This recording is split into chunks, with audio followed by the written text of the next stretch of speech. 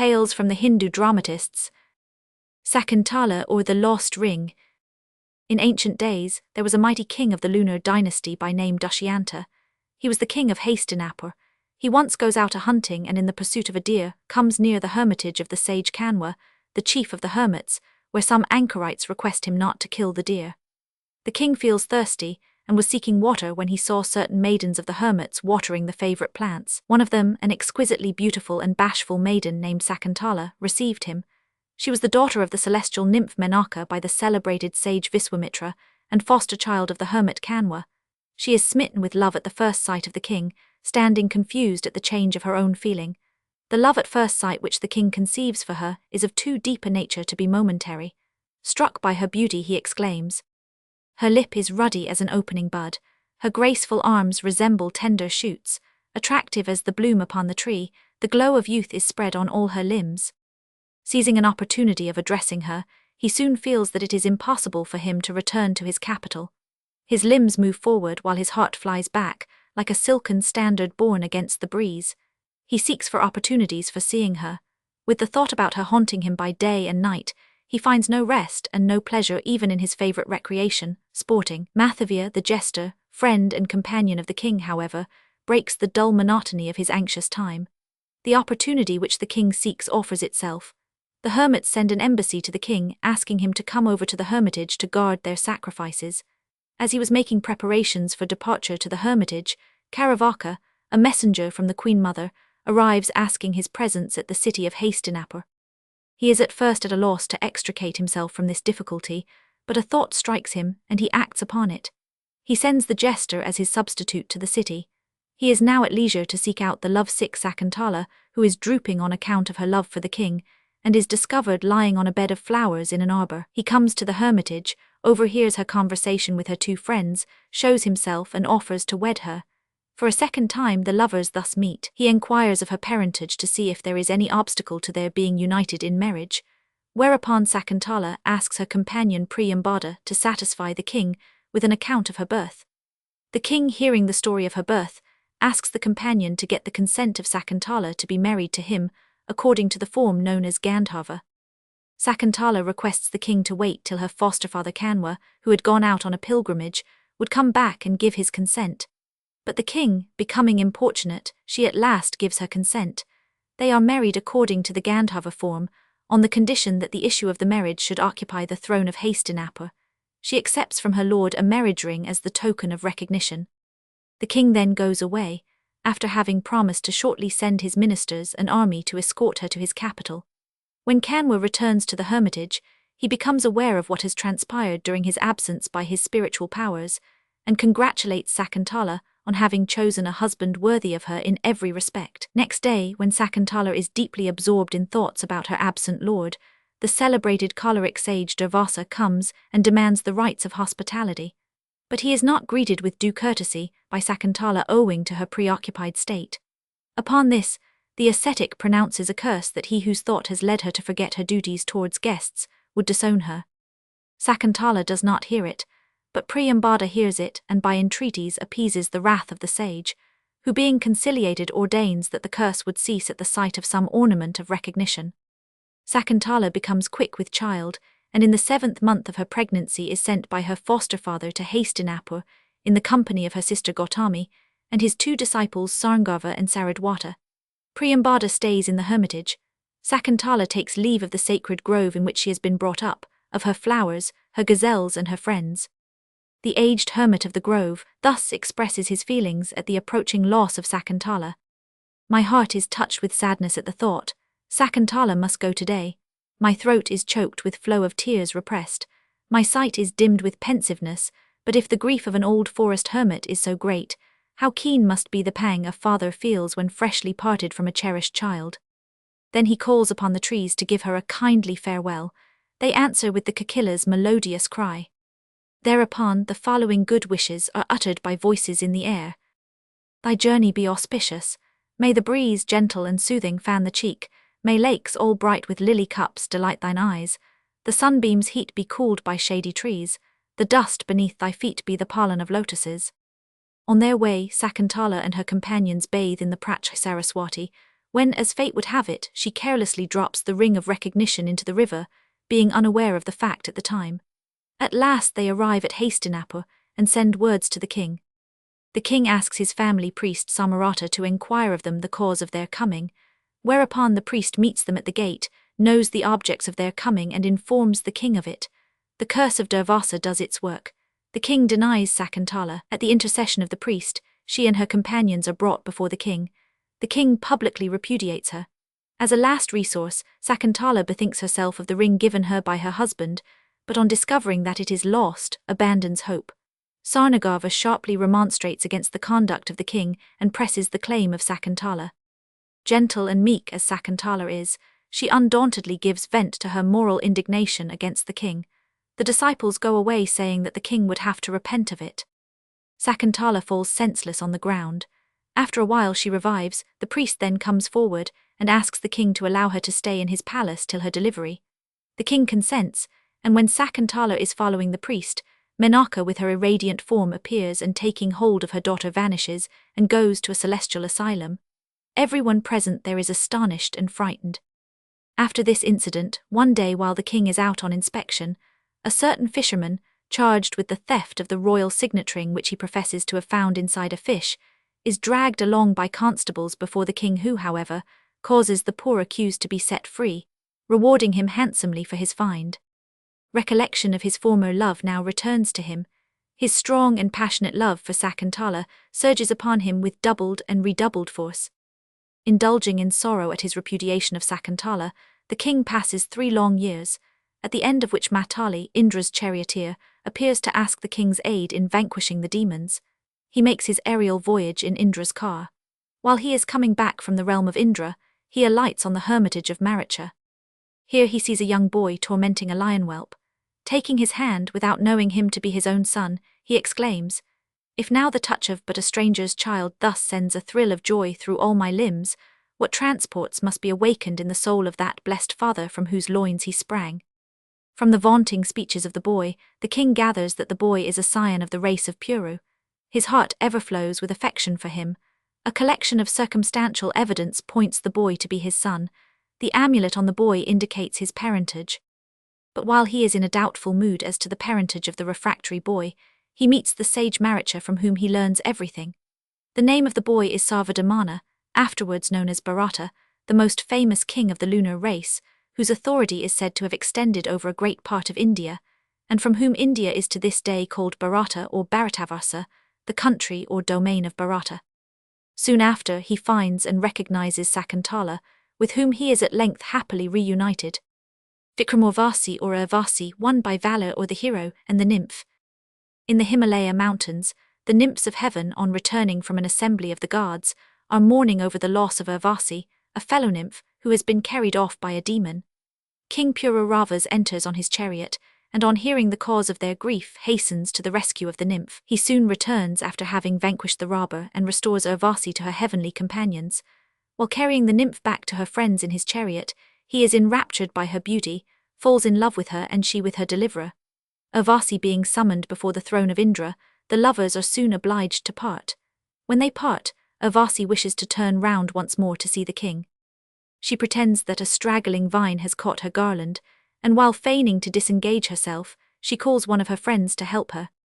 The friend replies, "I fear this is no easy task. You seem entangled too fast to be set free, but come what may, depend upon my friendship." The eyes of the king then meet those of Urvasi. They now part. The king is now at Prayag, the modern Allahabad, his residence. He walks in the garden of his palace, accompanied by a Brahmin who is his confidential companion, and knows his love for Urvasi. The companion is so afraid of betraying what must remain a secret to everybody at court, and in particular to the queen, that he hides himself in a retired temple. There a female servant of the queen discovers him, and as a secret can no more rest in his breast than morning dew upon the grass, she soon finds out from him why the king is so changed, since his return from the battle with the demon, and carries the tale to the queen. In the meantime, the king is in despair and pours out his grief. Urvasi also is sighing for him. She suddenly descends with her friend through the air to meet him. Both are at first invisible to him, and listen to his confession of love. Then Urvasi writes a verse on a birch leaf, and lets it fall near the bower where her beloved reclines. Next, her friend becomes visible, and at last, Urvasi herself is introduced to the king. After a few moments, however, both Urvasi and her friend are called back by a messenger of the gods, and the king is left alone with his jester. He looks for the leaf on which Urvasi had first disclosed her love, but it is lost, carried away by the wind. But worse than this, the leaf is picked up by the queen, who comes to look for the king in the garden. The queen severely upbraids her husband, and after a while goes off in a hurry, like a river in the rainy season. When Urvasi was recalled to Indra's heaven, she had to act before Indra the part of the goddess of beauty, who selects Vishnu for her husband. One of the names of Vishnu is Purushottama. Poor Urvasi, when called upon to confess on whom her heart was set, forgetting the part she had to act, says, "I love Pururavas," instead of "I love Purushottama." Her teacher Bharata, the author of the play, is so much exasperated by this mistake that he pronounces a curse upon Urvasi. "You must lose your divine knowledge." After the close of the performance, Indra, observing her as she stood apart, ashamed and disconsolate, calls her and says, "The mortal who engrosses your thoughts has been my friend in the days of adversity. He has helped me in the conflict with the enemies of the gods, and is entitled to my acknowledgments. You must, accordingly, repair to him and remain with him till he beholds the offspring you shall bear him." The god thus permits her to marry the mortal hero. After transacting public business, the king retires to the garden of the palace as the evening approaches. A messenger arrives from the queen, apprising his majesty that she desires to see him on the terrace of the pavilion. The king obeys and ascends the crystal steps while the moon is just about to rise, and the east is tinged with red. As he is waiting for the queen, his desire for Urvasi is awakened again. On a sudden, Urvasi enters on a heavenly car, accompanied by his friend. They are invisible to the king as on the previous occasion. The moment that Urvasi is about to withdraw her veil, the queen appears. She is dressed in white without any ornaments and comes to propitiate her husband by taking a vow. Then she, calling upon the god of the moon, performs her solemn vow and retires. Urvasi, who is present, though in an invisible state, during this scene of matrimonial reconciliation, now advances behind the king and covers his eyes with her hands. The king says, "It must be Urvasi. No other hand could shed such ecstasy through my emaciated frame. The solar rays do not wake the night's fair blossom, that alone expands when conscious of the moon's dear presence." She takes the resignation of the queen in good earnest, and claims the king as granted her by right. Her friend takes leave, and she now remains with the king as his beloved wife in the groves of a forest. Subsequently, the lovers are wandering near Kailasa, the divine mountain, when Urvasi, in a fit of jealousy, enters the grove of Kumara, the god of war, which is forbidden to all females. In consequence of Bharat's curse, she is instantly metamorphosed into a creeper. The king, beside himself with grief at her loss, seeks her everywhere. The nymphs in a chorus deplore her fate.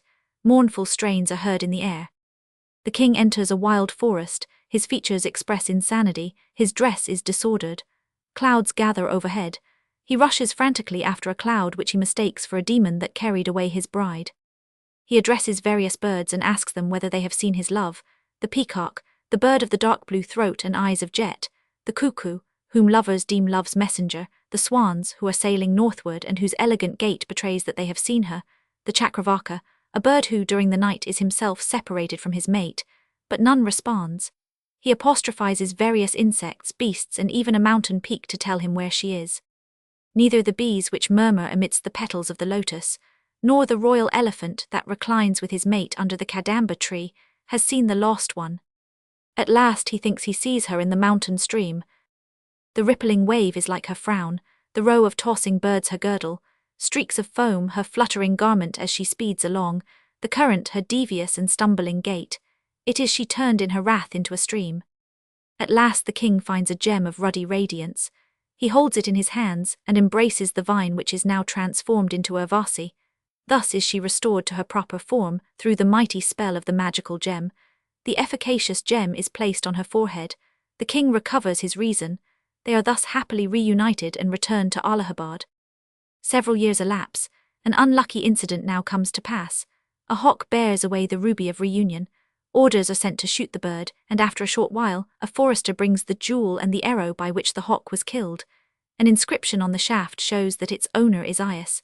A female ascetic enters, leading a boy with a bow in hand. The boy is Aias, the son of Urvasi, whom his mother confided to the female ascetic who generously brought him up in the forest, and now, sends him back to his mother. The king, who was not aware that Urvasi had ever borne him a son, now recognizes Aias as his son. Urvasi also comes to embrace her boy. She now suddenly bursts into tears and tells the king, "Indra decreed that I am to be recalled to heaven when you see our son. This induced me to conceal from you so long the birth of the child. Now that you have accidentally seen the child, I shall have to return to heaven, in compliance with the decree of Indra." She now prepares to leave her husband after she has seen her boy installed as associate king. So preparations are made for the inauguration ceremony when Narada, the messenger of Indra, comes to announce that the god has compassionately revoked the decree. The nymph is thus permitted to remain on earth for good as the hero's second wife.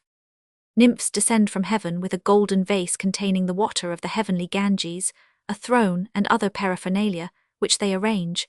The prince is inaugurated as Yuvaraj. All now go together to pay their homage to the queen, who had so generously resigned her rights in favor of Urvasi. Malavikagnimitra, Lord, Agnimitra and Malavika. We learn a wise sentiment from the prologue. The stage manager, addressing the audience, says, "All that is old is not, on that account, worthy of praise, nor is a novelty, by reason of its newness, to be censured. The wise do not decide what is good or bad till they have tested merit for themselves. A foolish man trusts to another's judgment." Puspamitra was the founder of the Sanga dynasty of Magadha kings, having been the general of Vrihadratha, the last of the Maurya race, whom he deposed and put to death. He was succeeded by his son Agnimitra, who reigned at Vidika, Bilsa, in the 2nd century B100. King Agnimitra has two queens, Dharini and Iravati. Malavika belongs to the train of his queen Dharini's attendants. The maid was sent as a present to the queen by her brother Versina, governor of the Antapala or Beria fortress on the Nirmada. The queen jealously keeps her out of the king's sight on account of her great beauty. The king, however, accidentally sees the picture of Malavika, painted by order of the queen for her Chitrasala, or picture gallery. The sight of the picture inspires the king with an ardent desire to view the original, whom he has never yet beheld. Hostilities are about to break out between Agnimitra and Yajnesna, king of Vidarbha, Berar. The first, on one occasion, had detained captive the brother-in-law of the latter, and Yajnesna had retaliated by throwing into captivity Madhavesna, the personal friend of Agnimitra. When about to repair to Vidisa to visit that monarch, Yajnesna sends to propose an exchange of prisoners, but Agnimitra haughtily rejects the stipulation, and sends orders to his brother-in-law, Virasna, to lead an army immediately against the Raja of Vidarbha. This affair being disposed of, he directs his attention to domestic interests, and employs his Vidashaka or confidant, Gautama, to procure him the sight of Malavika. To effect this, Gautama instigates a quarrel between the professors Ganadas and Haridatta regarding their respective preeminence. They appeal to the Raja, who, in consideration of Ganadasa's being patronized by the queen, refers the dispute to her. She is induced to consent reluctantly to preside at a trial of skill between the parties, as shown in the respective proficiency of their select scholars. The queen is assisted by a protégé, a parivrajaka, or female ascetic and woman of superior learning. The party assembles in the chamber where the performance is to take place, fitted up with the Sangitarachana, or orchestral decorations. The king's object is attained, for Ganadasa brings forward Malavika as the pupil on whom he stakes his credit. Malavika sings a Upanga or prelude, and then executes an air of extraordinary difficulty. Malavika's performance is highly applauded, and of course, captivates the king and destroys his peace of mind. The Vidashaka detains her until the queen, who has all along suspected the plot, commands her to retire. The warder cries the hour of noon, on which the party breaks up, and the queen, with more housewifery than majesty, hastens away to expedite her royal husband's dinner. There stands an asoka tree in the garden. The Hindus believe that this tree, when barren, may be induced to put forth flowers by the contact of the foot of a handsome woman. The tree in question does not blossom, and being the favourite of Dharini, she has proposed to try the effect of her own foot. Unluckily, however, the Vidashaka, whilst setting her swing in motion, has tumbled her out of it, and the fall has sprained her ankle, so that she cannot perform the ceremony herself. She therefore deputes Malavika to do it for her, who accordingly comes to the spot attired in royal habiliments, and accompanied by her friend Vakulavali. In the conversation that ensues, she acknowledges her passion for the king, who with his friend Gautama has been watching behind the tree, and overhears the declaration. He therefore makes his appearance and addresses a civil speech, to Malavika when he is interrupted by another pair of listeners, Iravati and her attendant. She commands Malavika's retreat and leaves the king in a violent rage to inform Dharini of what is going forward. The king never behaves as a despot, but always with much consideration for the feelings of his spouses. The Vidashaka now informs the king that Malavika has been locked in the Sarabhandagriha, or the store or treasure room by the queen. The room was no enviable place, as the Vijusaka compares it to Patala, the infernal regions. He undertakes, however, to effect her liberation, and whilst he prepares for his scheme, the Raja pays a visit to the queen. Whilst the Raja is engaged in tranquil conversation with Dharini, and the Parivrajaka, the Vidashaka, rushes in, exclaiming he has been beaten by a venomous snake, whilst gathering flowers to bring with him as a present on his visit to the queen, and he exhibits his thumb bound with his cord, and marked with the impressions made by the teeth of the reptile.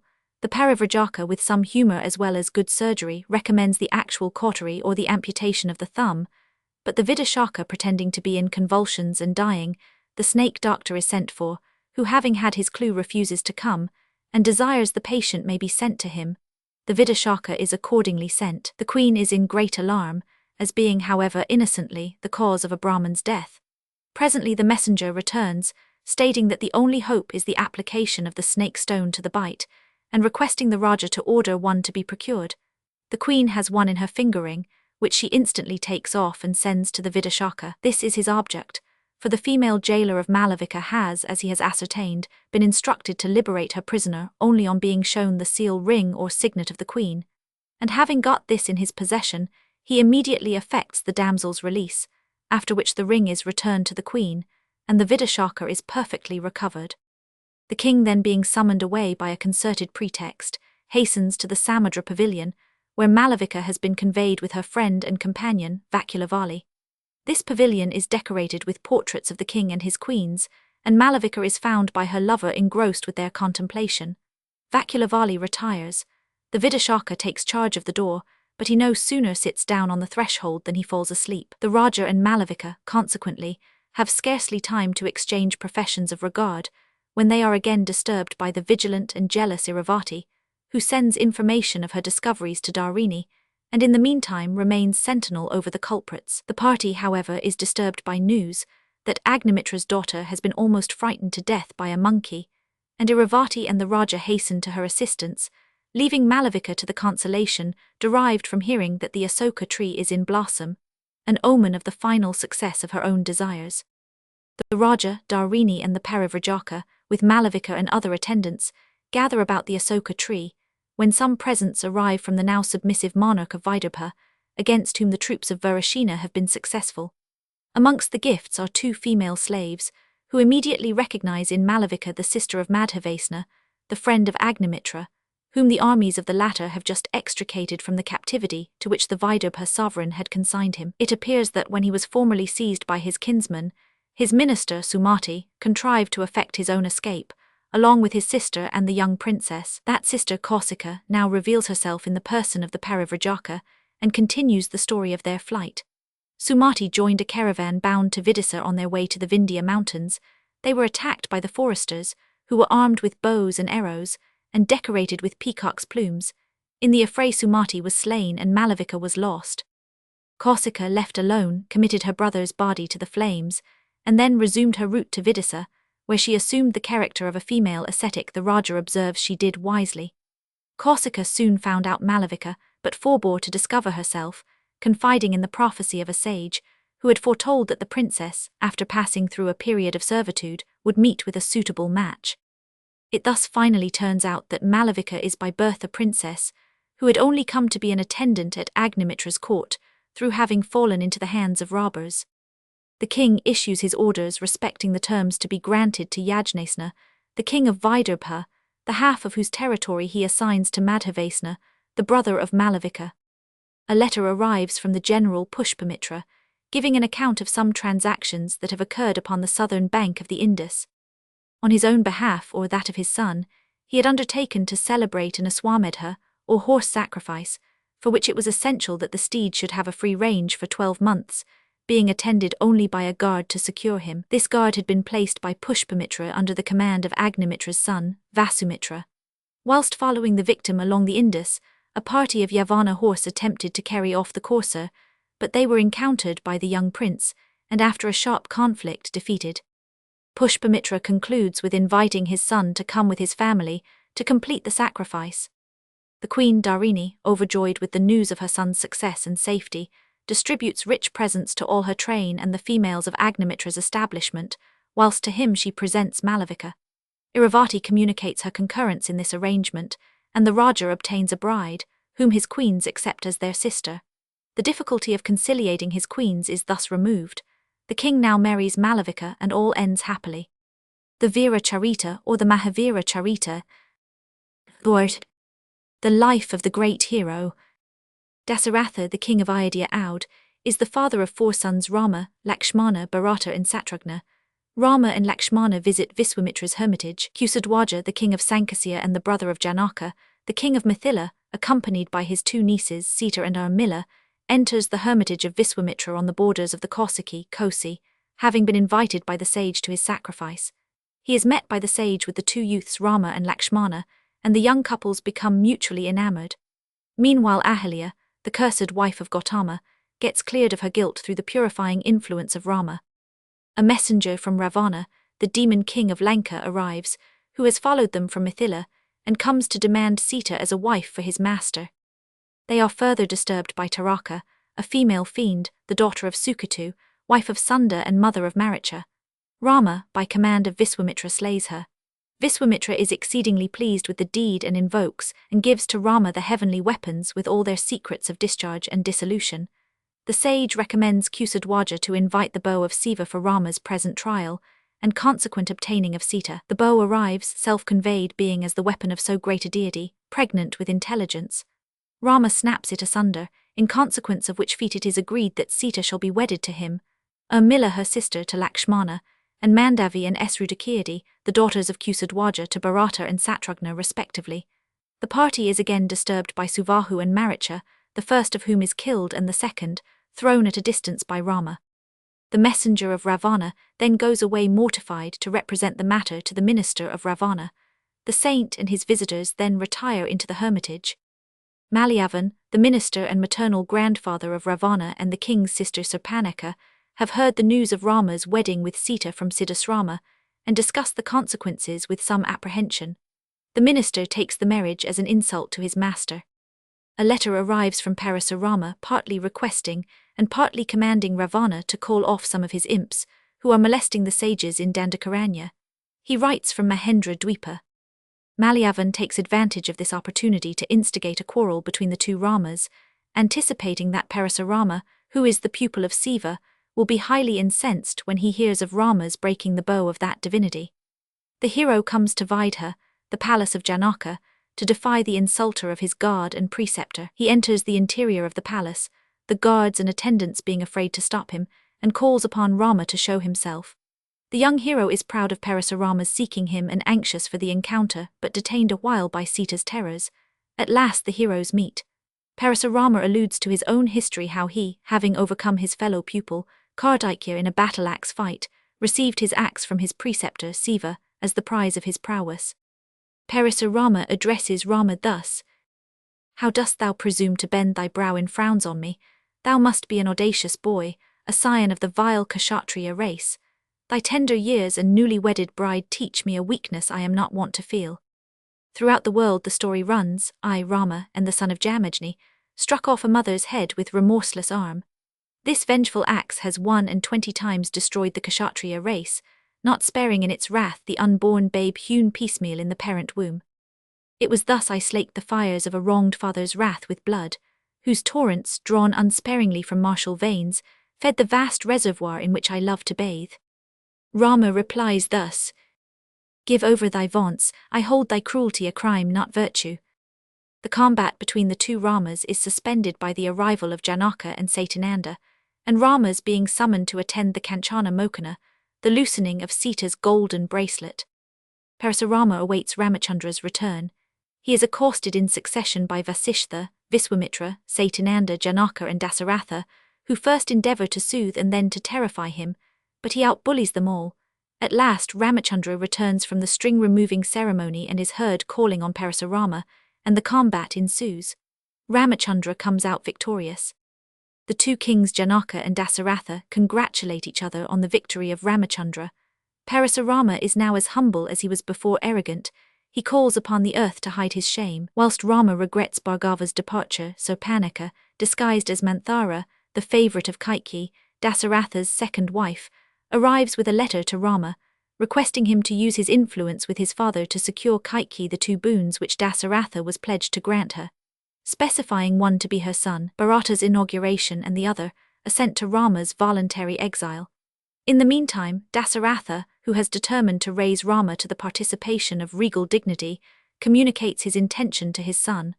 Rama replies by informing him of Kaikeyi's message, and is earnest with his father to accede to her request. Bharata and his maternal uncle Yudhajit arrive, and ask Dasaratha to crown Rama, and all are full of wonder and concern. However, as there is no help for it, Dasaratha consents and orders preparations for the ceremony. Lakshmana and Sita are alone to accompany Rama, on which her father Janaka exclaims, "My child, what happiness it will be to wait upon thy husband in the hour of trouble, permitted to partake and cheer his wanderings." Bharata requests permission to go with them, but Rama refuses his assent, on which his brother begs his golden shoes of him, promising to install them in the kingdom and rule thereafter as their representative. The seniors are led out in deep despondency, and Rama with his brother and wife set off to the woods. A dialogue opens between the two birds, Jatayu and Sampati, the vulture descendants of Kasyapa, who have seen successive creations. They relate Rama's progress towards the south, and Sampati the elder leaves his brother Jatayu, with strict injunctions to assist Rama if needed. He then goes to the ocean to perform daily duties and Jatayu to Malaya. Jatayu perches on the mountain and marks the hero Rama in pursuit of the swift deer. Lakshmana directs his remote course thither. A holy seer approaches the bower and the dame gives him meet welcome. His form expands. It is he, the felon Ravana. His train crowd from the groves, he seizes upon Sita, he mounts the car.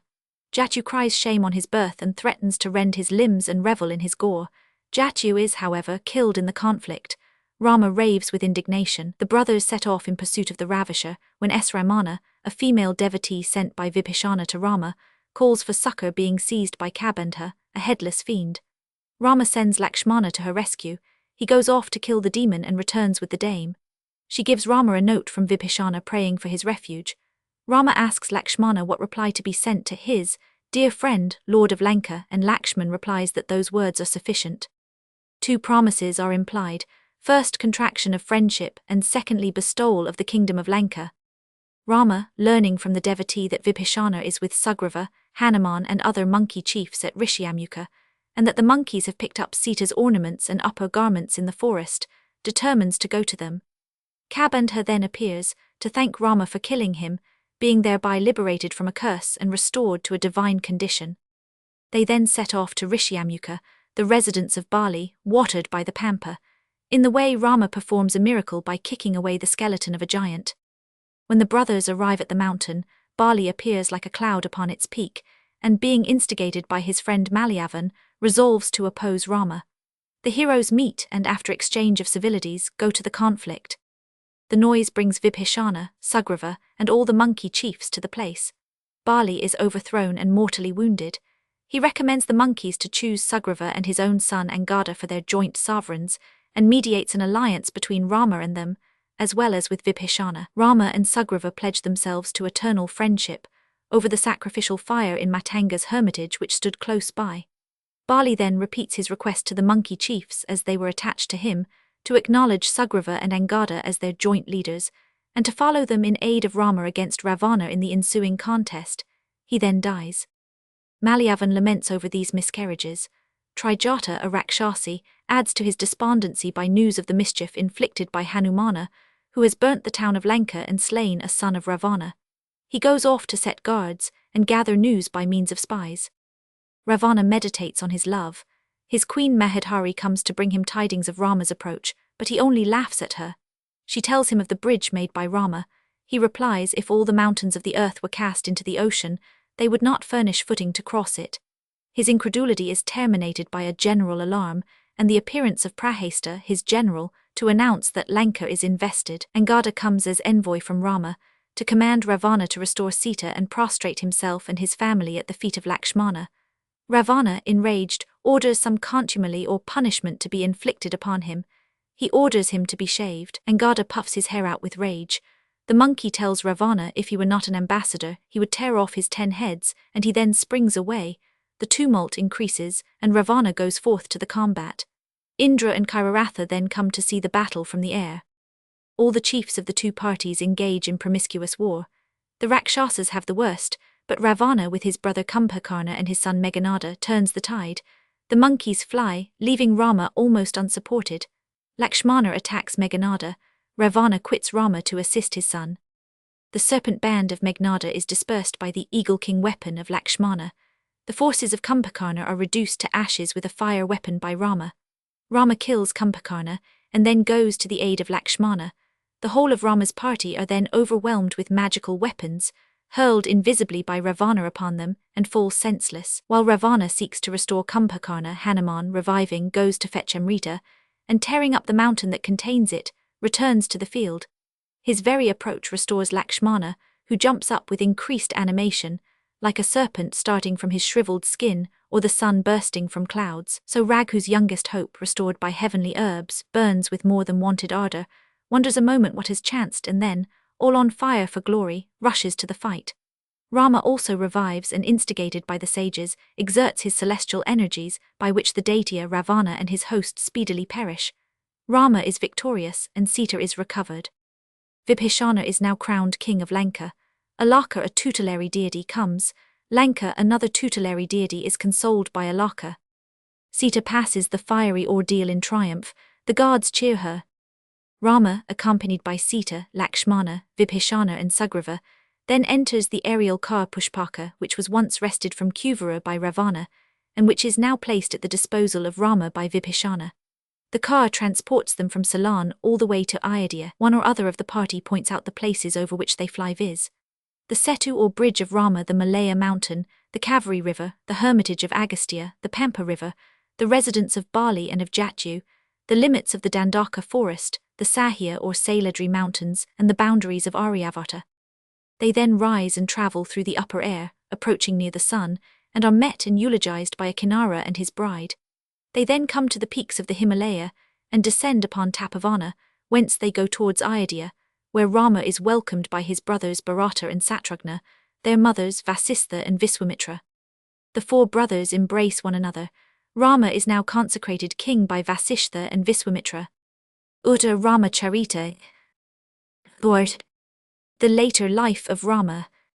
Rama, when duly crowned at Ayodhya, enters upon a life of quiet enjoyment with his wife Sita.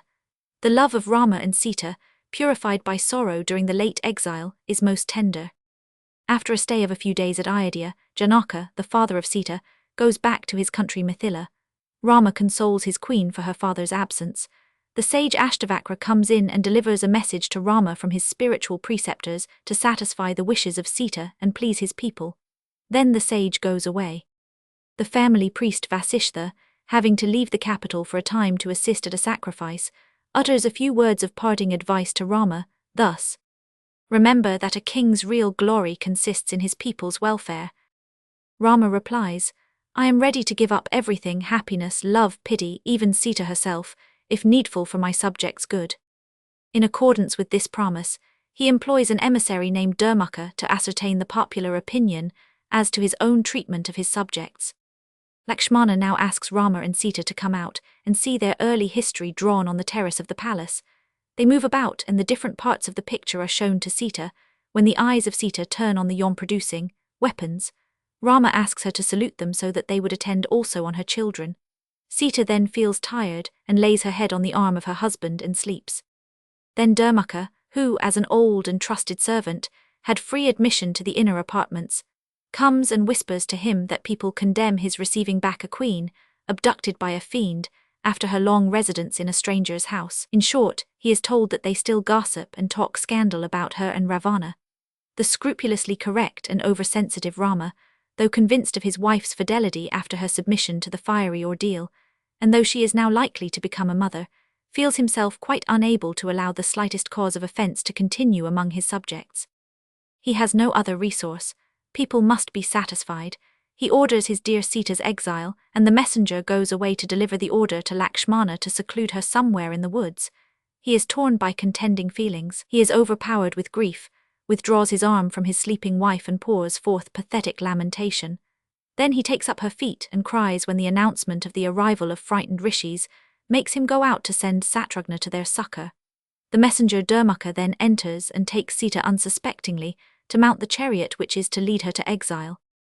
Lakshmana takes Sita to the forest and leaves her there. She is protected by divine agencies. Her twin sons, Kusa and Lava, are born and entrusted to the care of the sage Valmiki, the author of the Ramayana, who brings them up in his hermitage. The boys have no knowledge of their royal descent. An incident now occurs which leads Rama to revisit the Dandaka forest, the scene of his former exile. The child of a Brahmin dies suddenly and unaccountably. His body is laid at Rama's door. Evidently some national sin is the cause of such a calamity, and an aerial voice informs him that an awful crime is being perpetrated. For a Sudra, named Sambuka, is practicing religious austerities, instead of confining himself to his proper vocation of waiting on the twice-born castes. Rama instantly starts for the forest, discovers Sambuka in the sacrilegious act and strikes off his head. But death by Rama's hand confers immortality on the Sudra, who appears as a celestial spirit, and thanks his benefactor for the glory and felicity thus obtained. Before returning to Ayodhya, Rama is induced to visit the hermitage of the sage Agastya in Panchavati. Sita now reappears. She is herself invisible to Rama through the favour of the Bajarathi, but able to thrill with emotions by her touch. Rama is greatly distracted. He faints with old remembrances but revives on the touch of Sita. He observes, "What does this mean? Heavenly balm seems poured into my heart. A well-known touch changes my insensibility to life.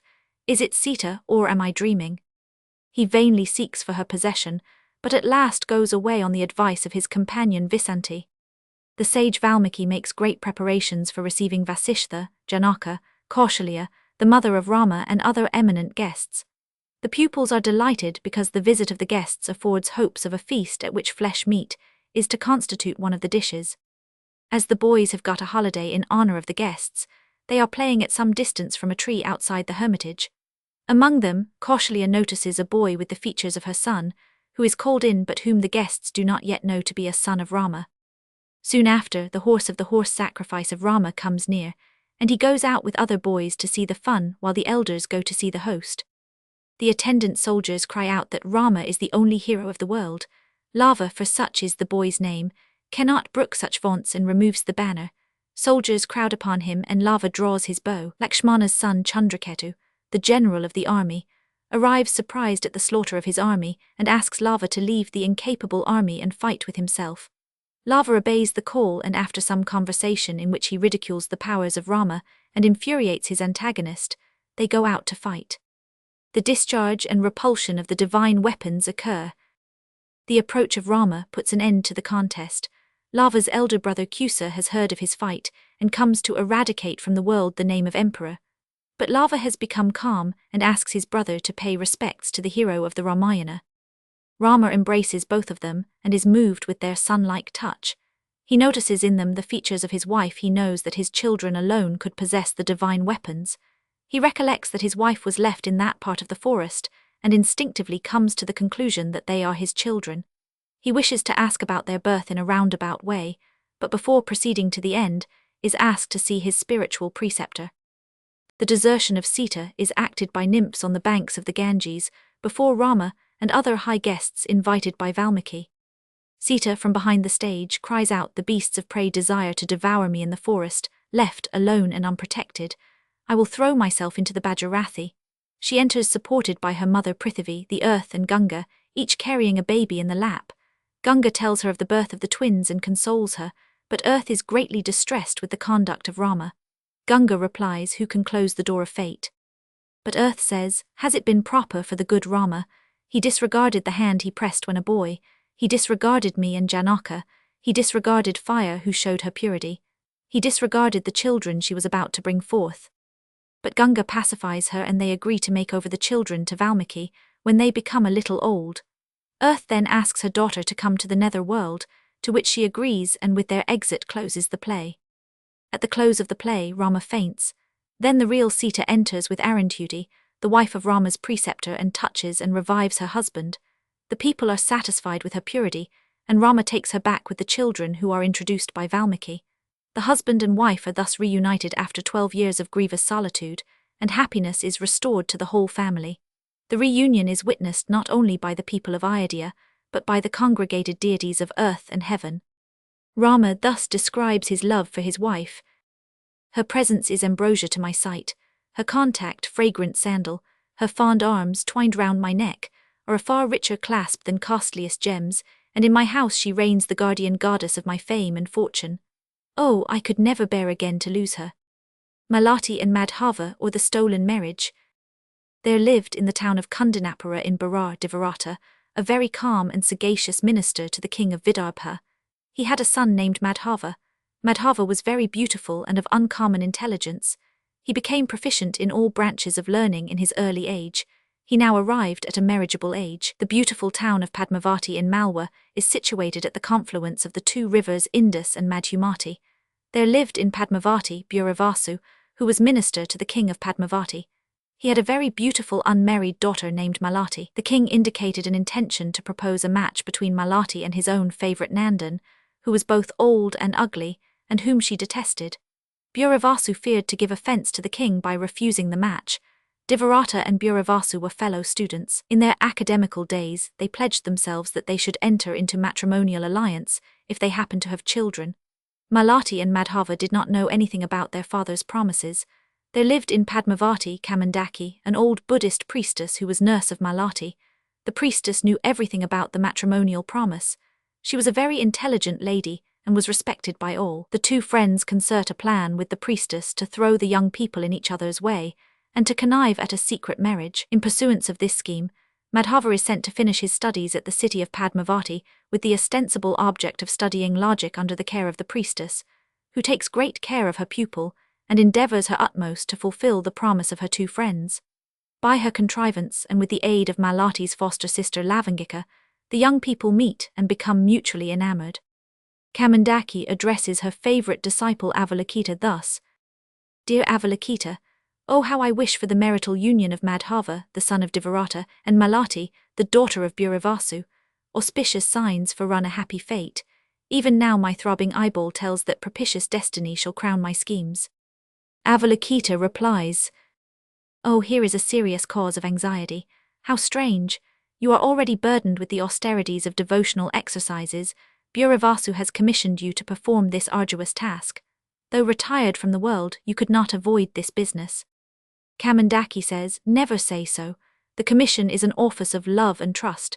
If my friend's object is gained even at the expense of my life and penances, I shall feel myself gratified. The pupil asks, Why is a stolen marriage intended? The priestess answers, Nandana, a favourite of the king of Padmavati, sues him for Malati. The king demands the maiden of her father. To evade the anger of the king, this ingenious device has been adopted. Let the world deem their union was the work of mutual passion only. So the king and Nandan will be foiled. A wise man veils his projects from the world. The pupil says, I take Madhava to walk in the street in front of the house of the minister Buravasu. The priestess says, I have heard from Lavangika, the foster sister of Malati, that Malati has seen Madhava from the windows of her house. Her waning form faithfully betrays the lurking care she now first learns to suffer. The pupil says, I have heard that to soothe that care, Malati has drawn a picture of Madhava and has sent it through Lavangika to Mandarika, her attendant. The priestess perceives that Malati has done so with the object that the picture would reach Madhava, as Mandarika is in love with Kalahansa, the servant of Madhava. Avalokita again says, Today is the great festival of Madan. Malati will surely come to join the festival. I have interested Madhava to go to the garden of love's god, with a view that the youthful pair may meet there. The priestess replies, I tender my best thanks for your kindly zeal to aid the object of my wishes. Can you give me any tidings of Saudamini, my former pupil? Avalokita answers, She now resides upon Mount Sriparvata. She has now arrived at supernatural power by religious austerities. I have learnt the news about her from Kapala Kundala, the female pupil of a tremendous magician Aghorghanta, a seer and a wandering mendicant, but now residing amidst the neighbouring forest, who frequents the temple of the dreadful goddess Chamunda near the city cemetery. Avalokita remarks, Madhava would be highly pleased if his early friend Makaranda is united in wedlock with Madhyantika, the sister of Nandana. The priestess observes, I have already engaged my disciple Budrakshita for the purpose. Let us go forth and having learnt how Madhava has fared, repair to Malati. May our devices prosper. Madhava thus describes to his friend Makaranda his first interview with Malati, and acknowledges himself deeply smitten. One day, advised by Avalokita, I went to the temple of the god of love. I saw there a beauteous maid. I have become a victim to her glances. Her gait was stately. Her train bespoke a princely rank. Her garb was graced with youth's appropriate ornaments. Her form was beauty's shrine, or of that shrine she moved as the guardian deity. Whatever nature offers fairest and best had surely been assembled to mould her charms. Love omnipotent was her creator. Then I too plainly noted that the lovely maid revealed the signs of passion long entertained for some happy youth. Her shape was as slender as the lotus stalk. Her pallid cheeks, like unstained ivory, rivaled the beauty of the spotless moon. I scarcely had gazed upon her, but my eyes felt new delight, as bathed with nectar. She drew my heart at once towards her as powerfully as the magnet does the unresisting iron. That heart, though its sudden passion may be causeless, is fixed on her forever, chance what may, and though my portion be henceforth despair. The goddess destiny decrees at pleasure the good or ill of all created beings. Makaranda observes, believe me, this cannot be without some cause. Behold, all nature's sympathies spring not from outward form but from inward virtue. The lotus does not bud till the sun has risen. The moongem does not melt till it feels the moon. Madhava goes on with his description thus. When her fair train beheld me, they exchanged expressive looks and smiles and murmured to one another as if they knew me. What firmness could resist the honest warmth of nature's mute expressiveness? Those looks of love, beaming with mild timidity and moist with sweet abandonment, tore off my heart, nay, plucked it from my bosom by the roots, all pierced with wounds. Being incredulous of my happiness, I sought to mark her passion without displaying my own. A stately elephant received the princess and bore her towards the city. Whilst she moved, she shot from her delicate lids retiring glances, tipped with venom and ambrosia. My breast received the shafts. Words cannot paint my agony. Vain were the lunar rays or jellied streams to cool my body's fever, whilst my mind whirls in perpetual round and does not know rest. Requested by Lavangika, I gave her the flowery wreath. She took it with respect, as if it were a precious gift, and all the while the eyes of Malati were fixed on her. Bowing with reverence, she then retired. Makaranda remarks, your story most plainly shows that Malati's affection is your own. The soft cheek, whose pallid tint denoted love preconceived, is pale alone for you. She must have seen you. Maidens of her rank do not allow their eyes to rest on one to whom they have not already given their hearts. And then, those looks that passed among her maidens plainly showed the passion you had awakened in their mistress. Then comes her foster sister's clear enigma, and tells intelligibly whose her heart is. Kalahansa, advancing, shows a picture and says, this picture is the work of hers who has stolen Madhava's heart. Mandarika gave it to me. She had it from Lavangika. Malati painted it to amuse and relieve distress. Makaranda says, this lovely maid, the soft light of your eyes, assuredly regards you bound to her in love's alliance. What should prevent your union? Fate and love combined seem labouring to effect it. Come, let me behold the wondrous form that works such change in you. You have the skill, portray her. Madhava, in return, delineates the likeness of Malati on the same tablet, and Makaranda writes under it the following impassioned love stanza. Whatever nature loveliness displays may seem to others beautiful and bright, but since these charms have broken upon my gaze, they form my life's sole exquisite delight. Being asked by Makaranda as to how and where Malati first saw Madhava, Mandarika says, Malati was called to the lattice by Lavangika to look at him as he passed the palace. The picture is restored to Mandarika and brought back to Malati. The mutual passion of the lovers, encouraged by their respective confidants, is naturally increased. Madhava thus addresses Makaranda. It is strange, most strange, wherever I turn the same loved charms appear on every side. Her beauteous face gleams as brightly as the golden bud of the young lotus. Alas, my friend, this fascination spreads over all my senses. A feverish flame consumes my strength. My heart is all on fire. My mind is tossed with doubt. Every faculty is absorbed in one fond thought. I cease to be myself or conscious of the thing I am. Malati thus addresses Lavangika. Love spreads through every vein like subtlest poison, and like fire that brightens in the breeze consumes this feeble frame. Resistless fever preys on each fibre, its fury is fatal. No one can help me, neither father nor mother nor Lavangika can save me. Life is distasteful to me. Repeatedly recurring to the anguish of my heart, I lose all fortitude and in my grief become capricious and unjust. Forgive me, let the full moon blaze in the mighty sky, let love rage on, death screens me from his fury. In the meantime, the king makes the long-expected demand, and the minister Buravasu returns the following ambiguous answer. Your Majesty may dispose of your daughter as your Majesty pleases. This answer is used in a double sense.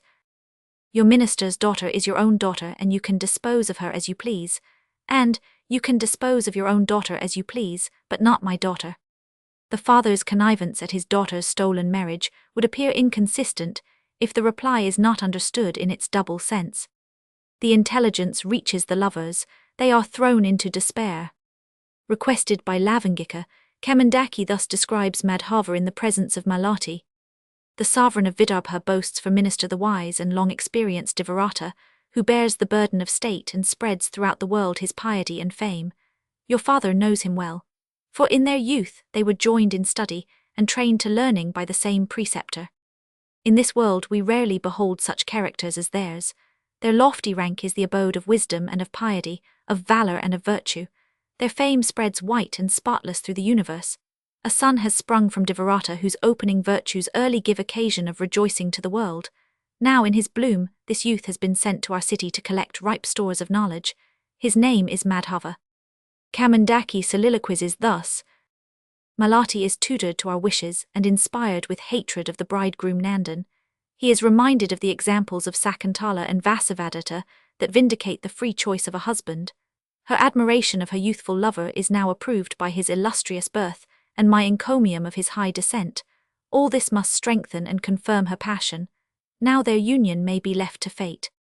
By the contrivance of Kamandaki, a second interview between the lovers takes place in the public garden of the temple of Sankara. Malati is persuaded that the god Sankara is to be propitiated with offerings of flowers gathered by oneself. Whilst she is collecting her oblation, she and Madhava meet as if by accident.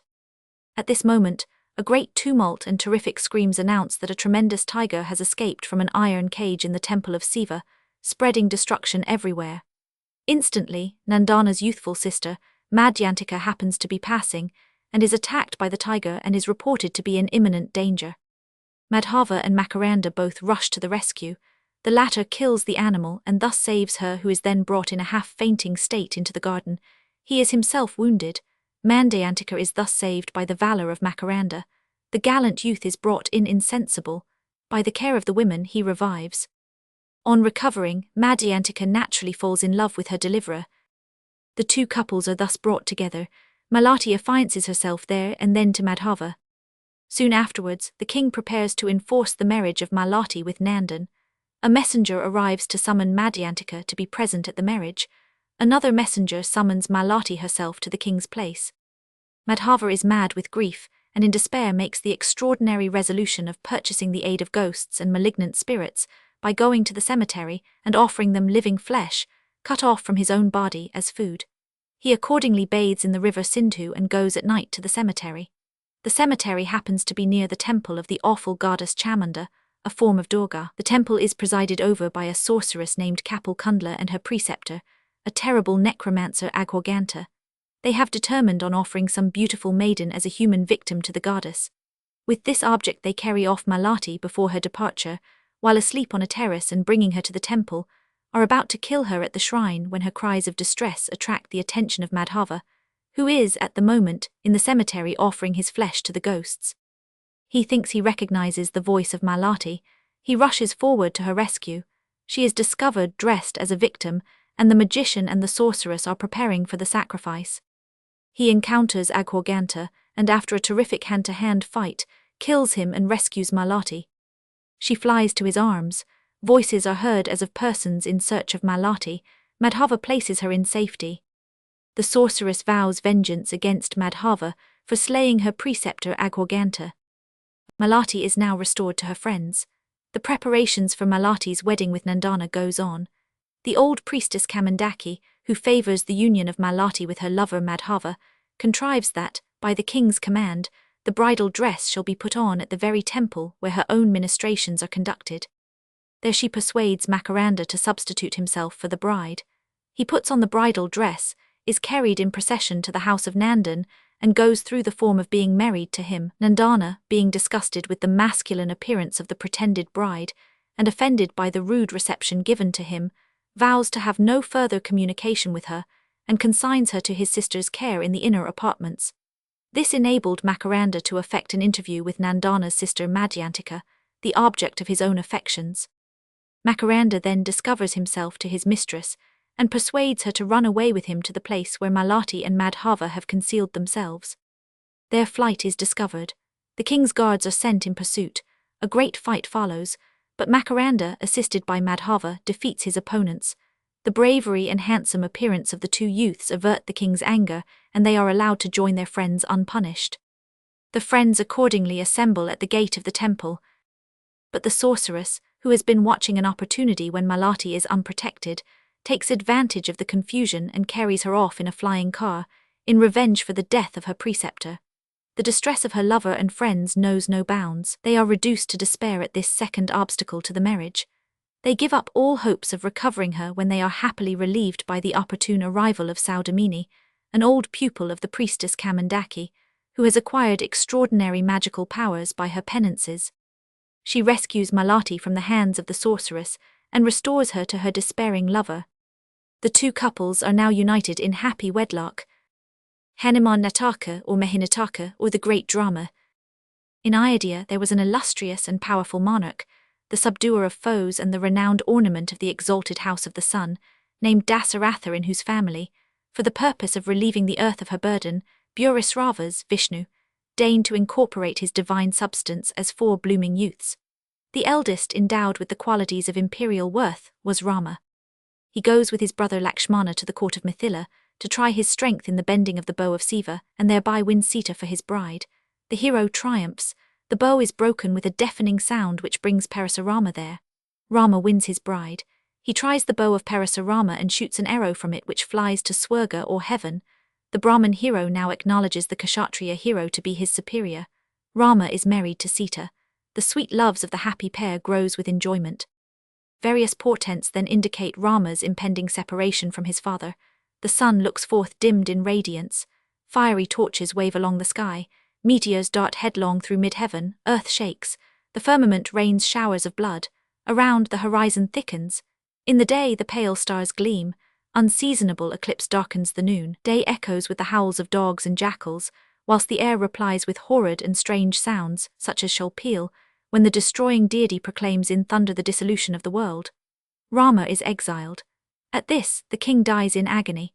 It is the result of the stern curse denounced upon the king by the father of the ascetic whom the king, hunting in his youthful days, had accidentally slain. Rama fixes his residence at Panchavati. Maricha, a Rakshasa, now appears as a deer. The supposed animal is chased by Rama and Lakshmana at Sita's request. Ravana then comes disguised to see Sita. He mutters, "Pious dame, give me food." She heedlessly oversteps the magic ring traced by Lakshmana when the Rakshasa seizes her by the hand stretched in charity. She calls in vain the sons of Raghu. Jatyu, the vulture, endeavours to rescue her but is slain. She encounters Hanuman, the chief counsellor of Sugriva, the dethroned king of the monkeys, and begs him to carry her ornaments which she casts to him to Rama. Having slain the deer, the prince with his brave brother returns to their bower. He seeks Sita but seeks in vain. His steps tread 3 several quarters, the 4th he leaves, overcome with grief and terror unexplored. Rama prosecutes his search after Sita. He fights with Bali, the king of the monkeys, and triumphs over him. He now dispatches Hanuman to Lanka. Hanuman pays a visit to Sita. He performs various feats at Lanka, and returns to Rama, whose hosts now advance towards Lanka. Vibhishana, the brother of Ravana, expostulates with his royal brother, but in vain. Consequently, he deserts the king and goes over to Rama. The monkeys advance further towards Lanka. A bridge is built over the sea. The troops cross over it.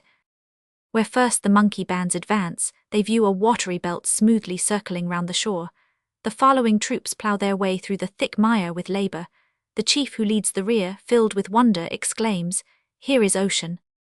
Rama now sends Angada, the son of Bali, to persuade Ravana to relinquish Sita peaceably. Angada has some feeling of aversion to Rama, who killed his father, but thinks he shall best fulfill his father's wishes by promoting the war between Ravana and Rama. He therefore goes to Ravana and defies him in very haughty terms. Ravana says, "Indra, the king of the gods, weaves garlands for me. The thousand-rayed or the sun keeps watch at my gate. Above my head Chandra or the moon uprears the umbrella of dominion. The winds and the ocean's monarchs are my slaves, and for my board the fiery godhead toils. Knowest thou not this, and canst thou stoop to praise the son of Raghu, whose frail mortal body is but a meal to any of my households?" Angada laughs and observes, "Is this thy wisdom, Ravana? Infirm of judgment dost thou deem of Rama thus, a mortal man? Then Ganga merely flows a watery stream. The elephants that bear the skies and Indra's steed are brutal forms. The charms of Rimpa are the fleeting beauties of earth's weak daughters, and the golden age a term of years. Love is a petty archer. The mighty Hanuman in thy proud discernment is an ape." Angada, having in vain endeavoured to persuade Ravana to restore Sita, leaves him to expect the immediate advance of the monkey host. Virupaksha and Mahadara, two of Ravana's ministers, utter a string of moral and political sentences. Ravana is not to be persuaded, but goes to Sita to try the effect of his personal solicitations, first endeavouring to deceive her by two fictitious heads, made to assume the likenesses of Rama and Lakshmana. Sita's lamentations are stopped by a heavenly monitor, who tells her that the heads are the work of magic and they instantly disappear. Ravana then vaunts his prowess in war and love, and approaches Sita to embrace her. She exclaims, "Forbear, forbear, proud fiend, the jetty arms of my loved lord or thy relentless sword alone shall touch my neck." Thus repulsed, Ravana withdraws and presently reappears as Rama, with his own 10 heads in his hands. Sita, thinking him to be what he appears, is about to embrace him, when the secret virtue of her character as a faithful wife detects the imposition and reveals the truth to her. Ravana, baffled and mortified, is compelled to relinquish his design. Sita's apprehensions, lest she should be again beguiled, are allayed by a voice from heaven, which announces that she will not see the real Rama until he has beheld Mandodari kiss the dead body of her husband Ravana. A female Rakshasi attempts to assassinate Rama but is stopped and slain by Angada. The army then advances to Lanka and Ravana comes forth to meet it. Kumbhakarna, his gigantic and sleepy brother, is disturbed from his repose to combat. He is rather out of humour at first and recommends Ravana to give up the lady, observing, "Though the commands of royalty pervade the world, yet sovereigns ever should remember the light of justice must direct their path." Ravana answers, "They who assist us with a holy text are but indifferent friends. These arms have wrested victory from the opposing grasp of gods and demons. Confiding in thy prowess, sure in thee to triumph over my foes, I have relaxed their fibre, but again their nerves are braced. I need thee not, hence to thy cell and sleep." Kumbhakarna replies, "King, do not grieve, but like a valiant chief, pluck from thy heart all terror of thine enemies, and only deem of thy propitious fortunes, or who shall foremost plunge into the fight. I will not quit thee." Kumbhakarna's advance terrifies Rama's troops, whom the Kshatriya hero addresses thus, "Ho, chiefs and heroes, why this groundless panic, the prowess of our enemy untried in closer conflict? Ocean's myriad fry would drain the fountain, and before the swarm of hostile gnats the mighty lion falls." Kumbhakarna is killed by Rama, on which Indrajit, a son of Ravana, proceeds against the brethren.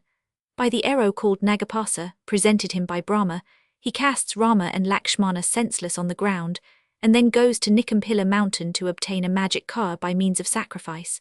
Hanumana disturbs his rites. Rama and Lakshmana revive, and on being sprinkled with drops of amrita brought by Garura, the latter with a shaft decapitates Meghnada, and tosses the head into the hands of his father Ravana.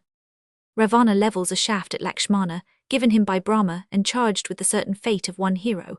Hanumana snatches it away after it has struck Lakshmana before it does mischief.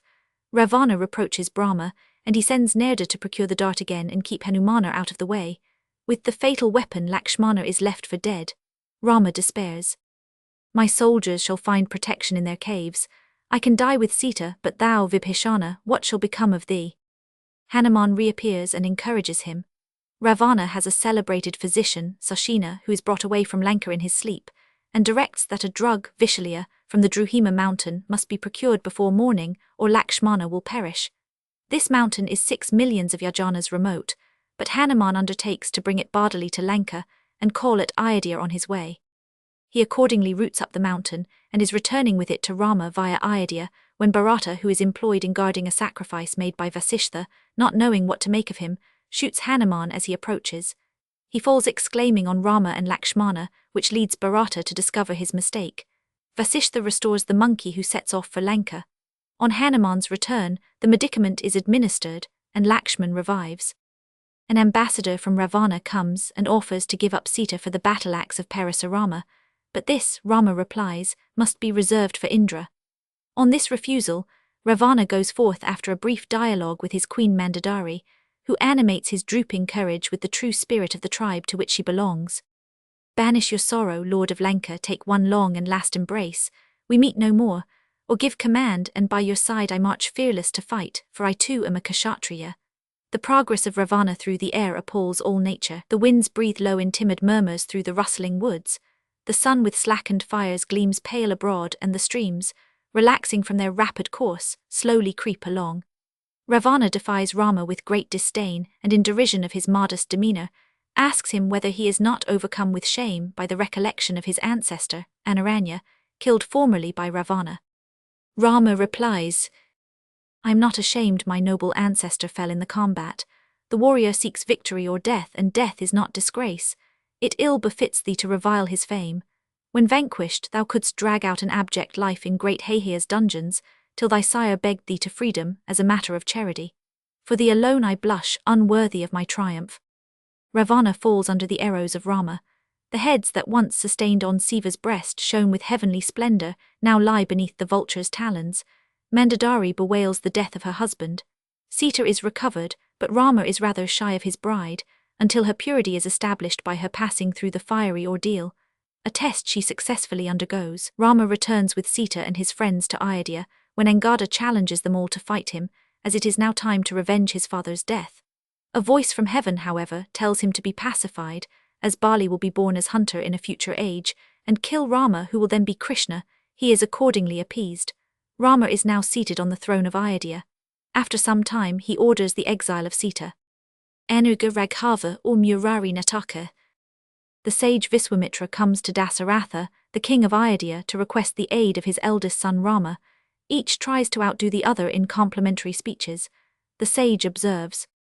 The monarch of the day invests the dawn with delegated rays to scatter night, and ocean sends his ministers the clouds, to shed his waters over the widespread earth. The king, taking counsel with himself, and being reminded by Vamadeva, one of his priests and preceptors, that the race of Raghu never sent away a petitioner ungratified, sends for Rama and Lakshmana, and allows Viswamitra to take them with him to his hermitage, situated on the banks of the Kausiki or Kusi river, to protect him in his rights against the oppression of Taraka, a Rakshasi. The cry is heard that Taraka is abroad. Rama, after some hesitation about killing a female, slays her. Viswamitra now proposes that they should visit Mithila. The two princes are introduced to Janaka, the king of Mithila, who is urged by the sage to let Rama try to bend the bow of Siva. Sanchkala, the messenger of Ravana, the king of Lanka, now arrives to demand Sita in marriage for his master, refusing at the same time on his part to submit to the test of bending the bow. The demand is refused. Rama tries his fortune, bends the bow and wins the lady. The family connection is extended by the promise of Urmila, Mandavi and Esrudakirti to Rama's brothers. Sanchkala is highly indignant and carries the information to his master's minister Malyavan, who is disappointed on Ravana's account. Malyavan anticipates that Ravana will carry Sita off, and to render the attempt less perilous, projects inveighing Rama into the forests alone, for which he sends Surpanaka, the sister of Ravana, in the disguise of Manthara, the attendant of Kokki. Parasurama then appears and boasts of his destruction of the Kshatriya race. Rama replies, "This flag of your fame is now worn to tatters, let us see if you can mount a new one." Rama then calls for his bow and Parasurama presents him with his axe. They go forth to fight. In the end, the two Ramas turn very excellent friends. Parasurama departs. Dasaratha now declares his purpose of relinquishing the kingdom entirely to his son Rama. Lakshmana announces the arrival of Manthara and presents a letter from Kaikeyi, the purpose of which is to urge Dasaratha's fulfillment of his promise and grant her as the two boons, the coronation of Bharata and banishment of Rama. The old king faints. Rama, recommending his father to Janaka, departs for the forests, accompanied by Lakshmana and Sita. On their arrival in the forests, they are cordially received by Sugriva, the brother of Bali, the king of the monkeys. Lakshmana carries on a dialogue with Ravana, disguised as a juggler. Jatyu, the king of birds, beholds Sita carried off by Ravana. He follows the ravisher. Rama and Lakshmana both express their grief. Lakshmana observes, "The worse the ill that fate inflicts on noble souls, the more their firmness, and they arm their spirits with adamant to meet the blow." Rama replies, "The firmness I was born with or was reared to, and rage that fills my heart restrain my sorrows, but hard is the task to fit my soul to bear unmurmuringly a husband's shame." A cry of distress is now heard, and on looking out the youths observe Gyuha, the friendly forest monarch, assailed by the demon Kabandha, or a fiend without a head. Lakshmana goes to his aid and returns with his friend Gyuha. In the act of delivering him, Lakshmana tosses away the skeleton of Dundubhi, a giant suspended by Bali, who, deeming this an insult, presently appears. After a prolix interchange of civility and defiance, Rama and Bali resolve to determine their respective supremacy by single combat. Bali is slain. His brother Sugriva is inaugurated as king and determines to assist Rama to recover Sita. A bridge is built over the sea. Rama's army advance to Lanka. Kumbhakarna, a brother of Ravana, and Meghanada, a son of Ravana, go forth to battle. Malayavan wishes them prosperity in a phrase perfectly oracular. They are slain. Ravana now takes the field himself. Malayavan resolves to follow him and resign on the sword, a life now useless to his sovereign. The king is overthrown. Sita is recovered. Rama, with his wife and brother, accompanied by Vibhishana, the brother of Ravana, and Sugriva, mounts the celestial car, which was once wrested by Ravana from his brother Kuvara, and sets out to proceed to Ayodhya. On the way the travellers descry the Sumeru mountain, the Malaya mountain, the Dandaka forest, the mountain Prasravana, the Godavari river, Mount Malayavan, Kundinipura in the Maharashtra country, the shrine of Bhimswara, the city of Kancha, Ujjain, the temple of Mahakala, Mahishmati, the capital of Chedi, the Jumna and Gunga rivers, Varanasi, Mithila or Turhut, and Champa near Bhagalpur. They then proceed westward to Prayaga and Antarvedi or Doab, when they again follow an easterly course and arrive at Ayodhya. Bharata, Satrugna, Vasishtha the priest and the people of Ayodhya await the arrival of the party and receive them most cordially. Rama is now crowned king. Veni Samvarana or Veni Sanhara. Lord. The binding of the braid of hair. Draupadi, the wife of the Pandavas, is dragged by the veni or braid of hair into the public assembly by the hand of Dusasana, one of the Kaurava princes, a disgrace that weighs most heavily upon the Pandavas, who contemplate most bitter revenge. Krishna returns to the Pandava camp from a visit to the Kaurava princes. As a mediator between the contending chiefs, ferocious Bhima expresses to his brother Sahadeva his refusal to have any share in the negotiations instituted by Krishna and his determination to make no peace with the enemy until the insult offered to Draupadi is avenged. He announces his resolution, in case the dispute be amicably adjusted, to disclaim all connection with his own brothers and throw off obedience to Yudhishthira. The price of peace is the demand of 5 villages or towns, Indraprastha, Tilaprastha, Mansadam, Varanavatam and another. Sahadeva attempts to calm the fury of Bhima, but in vain, and Draupadi, with her hair still dishevelled and pining over her ignominious treatment, comes to inflame his resentment. She complains also of a recent affront offered by Bhanumati, the queen of Duryodhana, in an injurious comment upon her former exposure, which serves to widen the breach. Krishna's embassy is unsuccessful, and he effects his return only by employing his divine powers against the enemy. All the chiefs are summoned by the trumpet to prepare for battle. Before daybreak, Bhanumati repeats to her friend and an attendant a dream in which she has beheld a Nakula or mongoose destroy 100 snakes.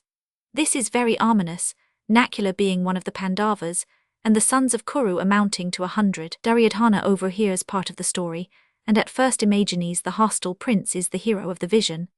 He is about to burst upon her, full of rage, and when he catches the true import of the tale, he is at first disposed to be alarmed by it, but at last wisely determines to disregard it. For by Angira it is sung, the aspect of the planets, dreams and signs, meteors and portents are the sports of accident, and do not move the wise.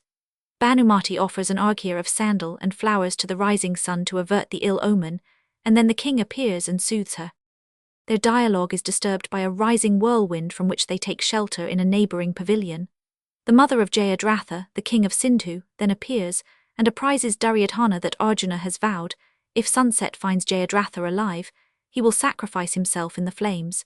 His wrath is especially excited by the death of his son Abhimanyu, in which that chieftain had borne a leading part. Duryodhana laughs at her fears and those of his wife, and despises the resentment of the Pandavas. He observes that this was fully provoked by the treatment which Draupadi received by his command, when in the presence of the court and of the Pandavas she called out in vain for mercy. Duryodhana then orders his war chariot and goes forth to the battle. Up to the period of the contest, the following chiefs have fallen: Bhagadatta, Sintyuraja, Angidhippa, Drupada, Burisravas, Samadatta and Balika. Ghatotkacha is also slain, and Bhima is about to avenge his fall, on which account Hirimba, the queen of the Rakshasas and mother of Ghatotkacha, has ordered goblins to be ready to assist Bhimasena. Drona is seized by Drishtadyumna and slain. Aswathama, the son of Drona, appears armed and is overtaken by his father's charioteer, who tells him of the treachery by which Drona was slain, having been induced to throw away his arms by a false report that his son Aswathama had perished, and been then killed at a disadvantage. Aswathama's distress is assuaged by his maternal uncle Kripa, who recommends him to solicit the command of the host from Duryodhana. In the meantime, proud Karna, the friend and ally of Duryodhana, fills the mind of the Kuru chief with impressions hostile to Drona and his son, persuading him that Drona only fought to secure Aswathama's elevation to royal dignity, and that he threw away his life not out of grief, but in despair at the disappointment of his ambitious schemes. Kripa and Aswathama now arrive, and Duryodhana professes to condole with Aswathama for his father's loss. Karna sneeringly asks him what he purposes, to which he replies, "Whoever confident in arms is ranked amongst the adverse host, whomever the race of proud Panchala numbers, active youth, weak age or unborn babes, whoever beheld my father's murder, or whoever dares to cross my path shall fall before my vengeance. Dark is my sight with rage, and death himself, the world's destroyer, should not escape my fury." Kripa then requests Duryodhana to give the command of the army to Aswathama. The king excuses himself on the plea of having promised it to Karna, to whom he transfers his ring accordingly. A violent quarrel ensues between Karna and Aswathama, and Duryodhana and Kripa have some difficulty in preventing them from single combat. Fiery Aswathama at last reproaches Duryodhana with partiality and refuses to fight for him more. Bhima proclaims that he has at last encountered Dusasana, the insulter of Draupadi, and is about to sacrifice him to his vengeance. Karna, instigated by Aswathama, forgoes his anger and is about to resume his arms when a voice from heaven prevents him. He is obliged, therefore, to remain an idle spectator of the fight, but desires Kripa to assist the king. They go off to fight. Dusasana is killed and the army of the Kauravas is put to the rout. Duryodhana is wounded and becomes insensible. On his recovery, he hears of Dusasana's death and gives vent to his sorrows. In the conflict between Arjuna and Vrishesna, the son of Karna, the young prince is slain to his father's distress. Sundaraka, a follower of Karna, brings a leaf on which Karna has written to Duryodhana, with an arrow dipped in his own blood, message for aid. Duryodhana orders his chariot and prepares to seek the fight again, when he is prevented by the arrival of his parents, Dhritarashtra and Gandhari, who with Sanjaya endeavour to prevail upon Duryodhana to sue for peace, but he refuses. A tumult and the entrance of the king's charioteer announce the death of Karna. Duryodhana, after expressing his grief, determines to go and avenge him, and mount the car of Sanjaya, the charioteer of Dhritarashtra, for that purpose, when Arjuna and Bhima arrive in search of him. On finding the seniors there, Arjuna purposes to withdraw, but Bhima insists on first addressing them, which they do, but in insulting terms. Dhritarashtra, reproaching them for this language, is told they use it not in pride, but in requital of his having witnessed, without interfering to prevent, the oppression and barbarous treatment the Pandavas experienced from his sons. Duryodhana interferes and defies Bhima, who is equally anxious for the combat, but Arjuna prevents it, and the brothers are called off by a summons from Yudhishthira, who orders the battle to cease for the day and the dead bodies of either party to be burnt. Aswathama is now disposed to be reconciled to Duryodhana, but the prince receives his advances coldly, and he withdraws in disgust. Dhritarashtra sends Sanjaya after him to persuade him to overlook Duryodhana's conduct. Duryodhana mounts his car, and the aged couple seek the tent of Salya, the king of Madra. Duryodhana is discovered concealed in a swamp, and compelled to fight with Bhimasena, by whom he is slain. Yudhisthira orders public rejoicings on the occasion. Charvaka, a Rakshasa disguised as a sage, then enters, requiring rest and water. He relates that he has seen Arjuna engaged with Duryodhana, Bhima having been previously slain by the latter, and gives his hearers to understand that Arjuna also has fallen. Draupadi determines to mount the funeral pile and Yudhishthira, to put an end to himself when the Rakshasa, satisfied with the success of his scheme, which was intended to prevail on this couple to perish, departs. The pile is prepared, and Yudhishthira and Draupadi are about to sacrifice themselves when they are disturbed by a great clamour. Supposing it to precede the approach of Duryodhana, Yudhishthira calls for his arms when Bhima, his club besmeared with blood, rushes in. Draupadi runs away. He catches her by the hair and is seized by Yudhishthira, on which the mistake is discovered. The braid of Draupadi's hair is now again bound up. Arjuna and Vasudeva arrive and announce that they have heard of the fraud of Charvaka. On hearing that the mendicant is slain by Nakula, Krishna expresses great satisfaction. Shanda Kausika, Lord, the offended Viswamitra. Maharaja Harishandra, a scion of the solar race, a powerful king endowed with uncommon virtues and skilled in all arts, sees a vision of misfortune to come. Apprehending future evils for his subjects, he confers with his priest, and acting on his advice, spends a whole night in religious contemplation in a temple of God. Next morning the king enters the inner apartments of his palace to greet his wife. The queen, who is jealous on account of his absence during the night, says to him, "Oh, I see your eyes are red for want of sleep. The sight is not uninteresting, only I am being consumed with the fires of agony of mind." The king, on hearing this, smiles and says, "Oh, my dear queen, do not be angry. Be assured you have no rival in Harishandra's affections." The queen is not altogether satisfied with this assurance, for love is suspicious. Just then, a messenger comes to request permission to bring in a hermit who is standing at the door. The permission is granted, and the hermit enters. Addressing the king, he says, "The family priest has sent you some holy water, which will bring you peace of mind and ward off the evils for fear of which he made you keep up a whole night." The king and the queen thankfully accept the water. The hermit retires. The queen, now learning from the hermit the cause of her husband's absence from her, and of his wakefulness all night, becomes ashamed of herself and asks her lord's pardon for the false insinuation she had made. On this he kisses the queen. Again, the king goes on a hunting expedition. Hunting is a favourite pastime with kings. It promotes health and courage and gives immense pleasure to all who engage in it. When the king enters a thick forest, he finds the great sage Viswamitra deeply engaged in religious austerities, with the view of acquiring the three unattainable arts of creation, preservation and destruction, which properly belong to Brahma, Vishnu and Siva respectively. The gods plot to prevent this consummation, and send a servant named Bigna. Bigna assumes the form of a boar and appears before the king. The king discharges an arrow at him, but in vain. The animal enters the thick forest. The king follows. It now enters the hermitage of Viswamitra. The king addresses his followers thus: "It is the duty of kings to get rid of carnivorous animals from the forest of meditation and austerities. I have, on the contrary, made a carnivorous animal enter it. How can I now retire?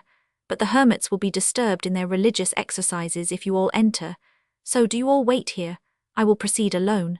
With these observations, the king enters the forest of meditation and is charmed with its exquisite beauty. The king thinks, tearing off the bonds of the world is the cause of hermits' ease and happiness. With no attachments, no desires, no bereavements, no worldly anxieties, they are happily absorbed in divine contemplation. The king is thinking thus when distant cries are heard as if females are crying out, "Maharaja Harishandra, save us, save us, save us from the fireplace of this mighty hermit. We 3 helpless women are being burnt up." At this the king is at a loss. His heart melts at the tender cries of the women. He extinguishes the flame with his weapon dedicated to Varuna, the god of the waters. The 3 ladies are the 3 arts of creation, preservation and destruction. They, thus delivered, go away to heaven, showering blessings of victory on their deliverer. The meditations of the dreadful sage Viswamitra are thus broken off. His eyes are red with anger. Seeing Harishandra standing before him, he cries out, "O wretch of a Kshatriya, I will burn you up as Siva did the god of love." The king is at a loss. He trembles as a plantain tree tossed up by tempest. He touches the feet of the sage and most piteously begs pardon of him. But the sage is obdurate. He will not be appeased. He is about to consume the offender with imprecation. The Raja again and again implores him thus: "My lord Kausika, forgive me. I was touched by the piteous appeals of the women and disturbed you for the sake of duty." At this the sage becomes still more furious and says trembling, "O villain, speak of duty. What is your duty?" The king replies, "O God, gifts to virtuous Brahmins, protection of those afflicted with fear, and fight with enemies are the three chief duties of Kshatriyas." The sage thereupon observes, "If compliance with duties be your aim, make some gift to me commensurate with my merit." The king replies, "O great sage, what have I got with which to make a due gift to you? I am prepared to give you what I have, this world with all its wealth. Please accept it." Then the sage becomes calm and says, "Be it so, I will not burn you up. I accept your gift of a kingdom. Now that you have made a gift, give me a fee of 1,000 gold coins commensurate with the gift. I will not accept the gift without the fee. But as you have made a gift of the world with all its wealth, you must not take the fee money out of that world. Collect the money elsewhere." At this, the king is in a fix. After much thought it strikes him that it is said in the scriptures that Benares is separate from the world, so he resolves to collect money from that holy city. Then the king, placing the crown and the scepter of royalty at the feet of the sage, obtains from him 1 month's time to pay the fee, and taking the queen Sabia and his son Rohitasya with him, starts for Benares. The month allowed him is drawing to a close. Not a single gold coin has been collected, to say nothing of 1,000 coins. Alms is the only way of collection. Alms barely suffices for maintenance. On the morning of the last day, when he is deeply anxious for the money, the sage arrives. Seeing the latter, he almost faints.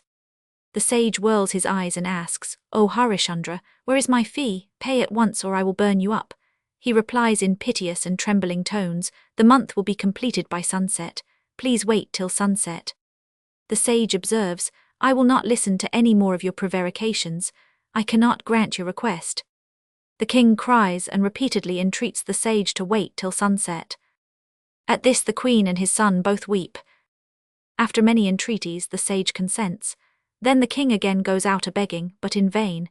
Then he resolves to sell his person and goes about hawking himself in the streets. No one responds to his efforts. No buyer appears. At this time a Brahmin with a disciple asks whether a male or a female slave is for sale, and intimates that he requires a female slave. The queen wipes her eyes and replies, "Yes, a female slave is for sale for 50,000 gold coins. I who am for sale as such will obey all orders except eating table, refuse and indulging in improper intimacy with males." The Brahmin consents to the terms laid down, pays the required sum into the hands of the king and takes away the queen. The king then bewails her thus, "It were far better if 1,000 thunderbolts had fallen on my head. O my dear queen, never even in a dream did I think that such a misfortune would befall you. You mistook a poisonous tree for a sandal tree. Oh, how hard is my heart! It does not melt at the sight of my wife sold away as a slave. Even iron is melted by fire. O Providence, I can no longer bear up my sorrows. O Indra, I break my head in pieces by thy thunderbolts." At this lamentation of the king, all present become sorry and express their regrets. After a little while the sage arrives again, his body emitting sparks of fire. Seeing him at a distance, the king begins to tremble. As the sage comes up, the king bows to him and says, "My lord Kausika, I have procured only a half of your fee by the sale of my wife. Accept it. I shall presently pay the remaining half by the sale of my own person." The sage whirls his eyes and exclaims, "Is it a joke? Am I a fit object for a joke? What shall I do with only half the money? Just pay down the whole amount. See, the sun is setting." The king replies, "O God, if this does not satisfy you, I pray you wait a little. If a shandal is available, I will sell my person to him and pay your fee." The sage remarks, "Then I will stand here and wait, collect the money without delay." The king then hawks himself about, "Will anyone buy me with half a lakh of gold coins and deliver me from an ocean of sorrows?" No one responds to his offer, no buyer appears, the sun is about to set, death stares him in the face, not that he fears death, why should he fear it? He has given away his kingdom, his queen has been sold, life has no further attraction for him, death has been stripped of its terrors, but death by the fire of a Brahman's anger leads to everlasting hell. He sees the vision of hell, falls down on the ground like a plantain tree blown by a tempest and faints. Virtue preserves him who practices virtue. Virtue assumes the form of a shandal and, accompanied by an attendant, makes his appearance, with a half-burnt bamboo on his shoulders and a chain of skeletons round his neck. He is ready to buy the king, who now weeps bitterly, and holding the feet of the sage entreats him thus, "O Lord Corsica, do me a favor, I pray you, do not sell me to a shandal. Do you rather buy me? I shall be your slave forever." On this, the sage flies into a rage and exclaims, "O villain, do not trifle with me. You have all this time been pretending that you want buyers. As soon as a buyer appears in the field, you feel ashamed to be sold to a shandal. I cannot brook any more delay. I take up water to destroy you." The king begs his pardon, sells himself to the shandal and pays down the fee to the sage, who then retires. The king now puts on the dress of a shandal and is appointed with 2 others to collect rags in a burning ground. Hideous is the burning ground. Dogs and jackals are tearing up carcasses which lie scattered all round. Vultures are quarrelling among themselves. These sights unloosen the bonds that bind him to the world. The king is trembling with fear. His 2 colleagues have left him, but he will not leave his station. He must do his duty. The night deepens. The burning ground becomes still more hideous. To try the king's sense of duty, virtue once more becomes incarnate, and this time appears before the king in a horrible form. The king has never before seen such a terrible sight, but still, he will not leave his station. Not 1 or 2 but myriads of such forms dance before him, but in vain. The king exclaims, "No one shall be allowed to burn any corpse without depositing rags and couches with me. I am the agent of the lord of this burning ground. I make this proclamation by order of my lord." No one responds. No voice is heard, only horrible figures are seen playing around him. After a while a hermit comes and says, "I am a hermit. I have resolved to practice some mantras. I have come to know everything about you by my powers of yoga. You are a king, and you should protect me from the demons that disturb my meditations." The king most humbly submits. "My body is not my own. I have sold it to the lord of the shandals. How can I forsake my duty to my lord to save you?" The hermit says, "Come and help me if I ever suffer extreme distress." The king replies, "If I can ever help you without detriment to the business of my lord, I am ready to do it."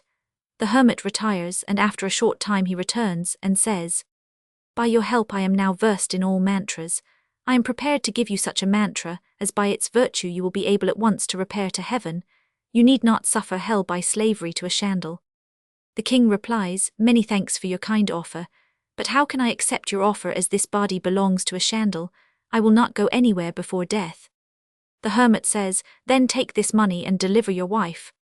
The king thankfully declines the offer with the observation, "I have sold my queen in my hour of need. To buy her back is not in my power." The hermit soliloquizes, "Blessed is Maharaja Harishchandra. What fortitude, what wisdom, what generosity, what a sense of duty. The world has never produced a nobler man. A tempest shakes even the mountains, but behold, this noblest specimen of humanity is not moved by the severest of afflictions. It is morning, the birds are singing, the sun is up in the horizon, the king is sitting on the banks of the Ganges.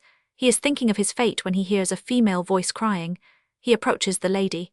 The scene is horrible. An unfortunate lady, the Queen Sabia, who had been deserted by her husband, has come to burn her son, the support of her life.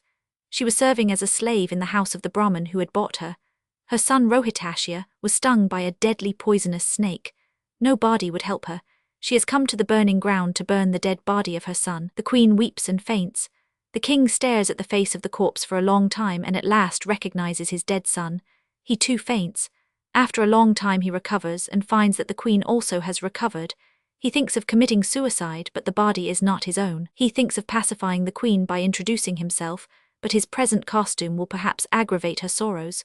The queen, looking up to the skies, exclaims, "It is high time for me to return to the house of my master. I forget I am a slave.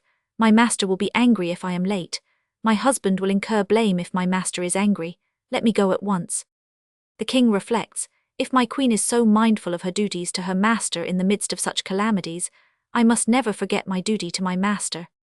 Then he approaches the queen and addresses her thus, "Who are you? You are not allowed to burn the corpse before you give up its clothes to me, the slave of the lord of this place."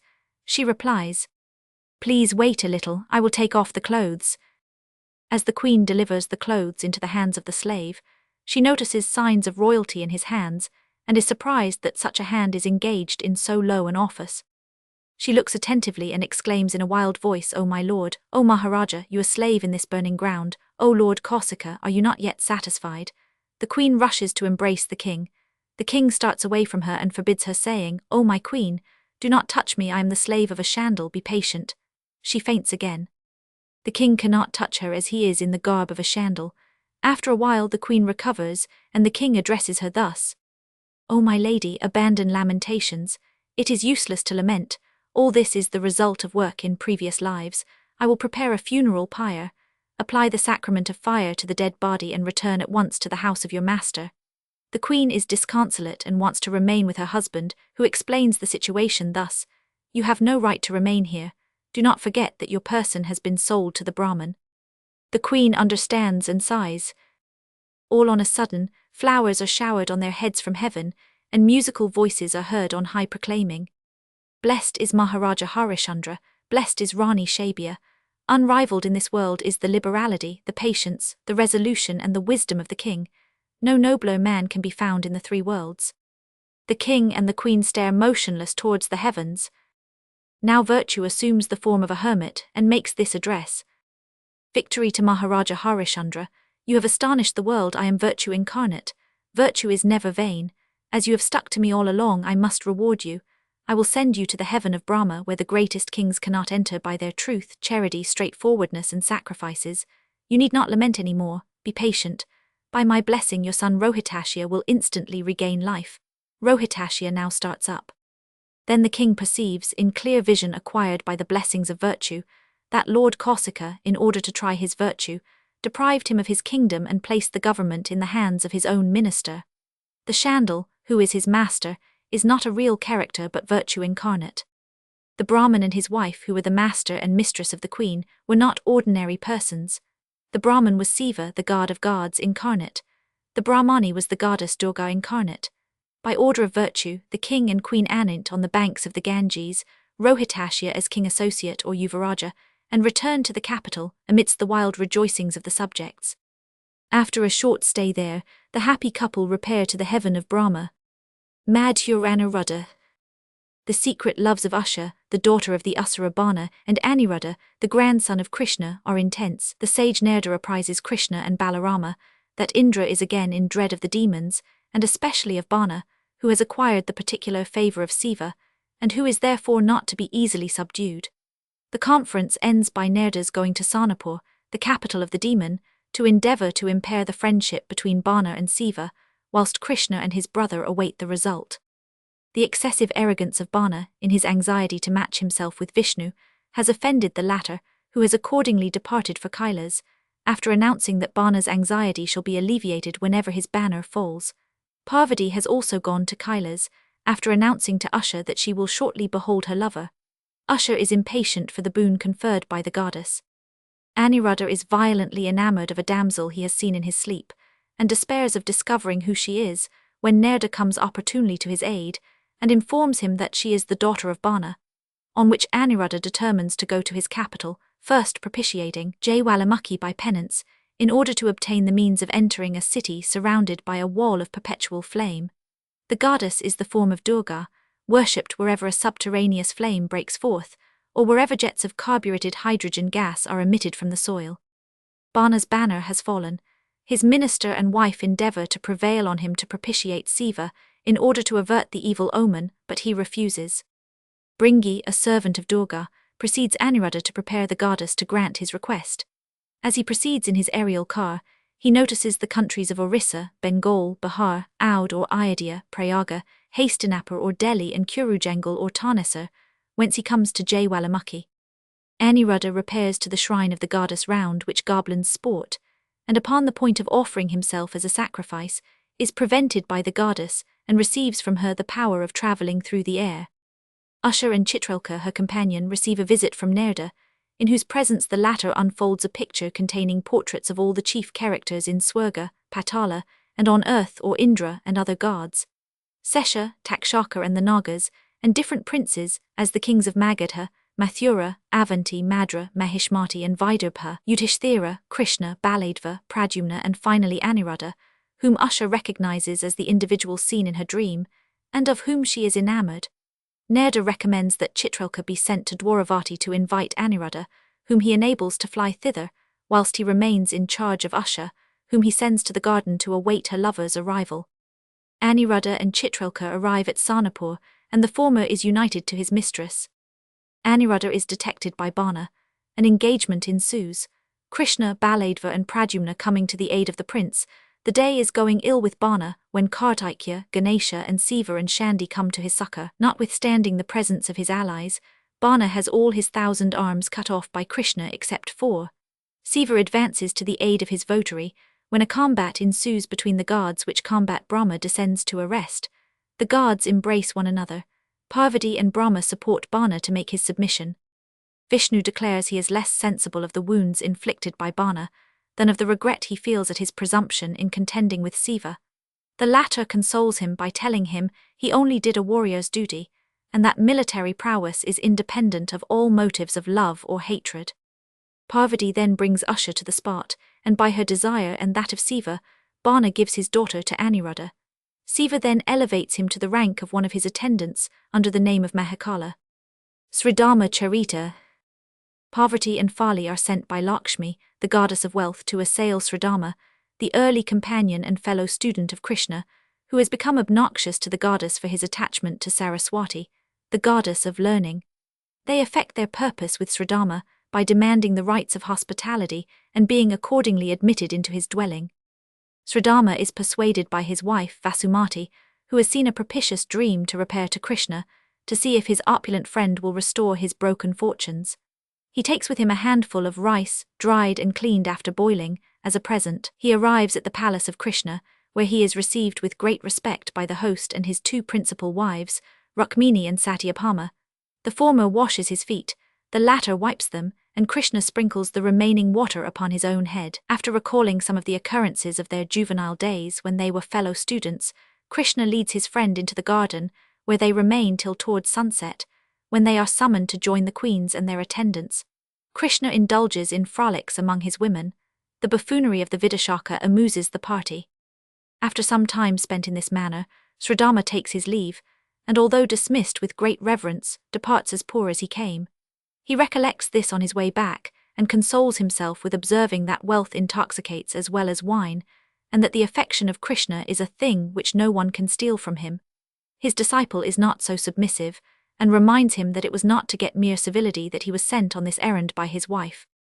On arrival, they find, instead of the miserable hovel of Sridharma, a splendid and extensive town, and that Sridharma is in great affliction at the disappearance of his wife, when he is seen and solicited by a Kanchuli or chamberlain, who calls himself his servant, to enter a stately palace. Sridharma, thinking this is a jest upon his poverty, threatens to beat him if he does not depart, but the chamberlain perseveres, and tells him that while he was absent, Krishna had converted his cottage into a town, named after him Sridharmapur, and supplied it with every article of use or luxury. With much reluctance and unyielding incredulity, Sridharma is prevailed upon to enter the palace, where he finds his wife. Krishna now comes to pay a visit to his friend. He arrives in his aerial chariot, accompanied by Satyabhama and the Vidashaka. His bounties are heartily acknowledged by the object on whom they have been bestowed. Kansa Badho. Lord. The destruction of Kansa. Kansa, the king of Mathura, alarmed by a voice from heaven, that Krishna, the son of his sister, predestined to destroy him, has escaped the precautions taken against him, consults with his minister what he shall do. The juvenile Krishna performs many exploits. He accomplishes the destruction of the demon Kesi, one of those infernal beings who in vain attempted to kill the divine child, instigated by their prescience of their fate when he should reach maturity. Akrura, the paternal uncle of Krishna, repairs to Gokul to invite his nephew to Mathura. Balarama and Krishna, after bowing to their foster parents, Nanda and Yasoda, and receiving their benedictions, depart for Mathura. The seniors then express their grief for their loss. While the boys are proceeding on their journey, they are overtaken by a messenger from Radha, in consequence of which Krishna determines to spend some time at Vrindavan. They resume their journey to Mathura. On the way, the youths kill the royal elephant of Kansa. Then they defeat and slay Kansa's 2 wrestlers Chanura and Mushtika. These occurrences are reported to Kansa. The youths now reach his palace at Mathura and slay him. The boys are then reunited with their mortal parents Vasudeva and Devaki. To console Devaki for her brother's death, Krishna installs her father Ugraisna in the sovereignty of Mathura. Yayati Charitra. Sarmishtha was the daughter of Vrishapava, king of the Daityas, and Devayani, the daughter of Sakra, regent of the planet Venus and the spiritual preceptor of the deity race, Devayani having incurred the displeasure of Sarmishtha, the latter threw the former into a well, where she was found by King Yayati, the son of Nahusha. Devayani, on returning to her father, excited his anger against Vrishapava, who, to appease Sakra, consented to give his daughter to Devayani as her servant, with 1,000 other female attendants. Devayani was married to Yayati. At the time of her marriage, Sakra obtained the king's promise that he would never associate with Sarmishtha, but after some interval, the king, meeting her, fell in love with and espoused her privately. The intrigue continued secret until Yayati had 2 sons by Devayani and 3 by Sarmishtha, when it was discovered by the former, and excited her resentment as well as that of her father. The violation of the king's promise was punished by premature decay, as denounced upon him by Sakra, with permission, however, to transfer his infirmities to anyone who would accept them. Yayati appealed to his sons, of whom the youngest alone, Puru, consented to assume the burden. After a sufficient period, Yayati took his decrepitude back again, and left the sovereignty to Puru in reward of his filial piety. All the sons of Yayati were the founders of distinguished families.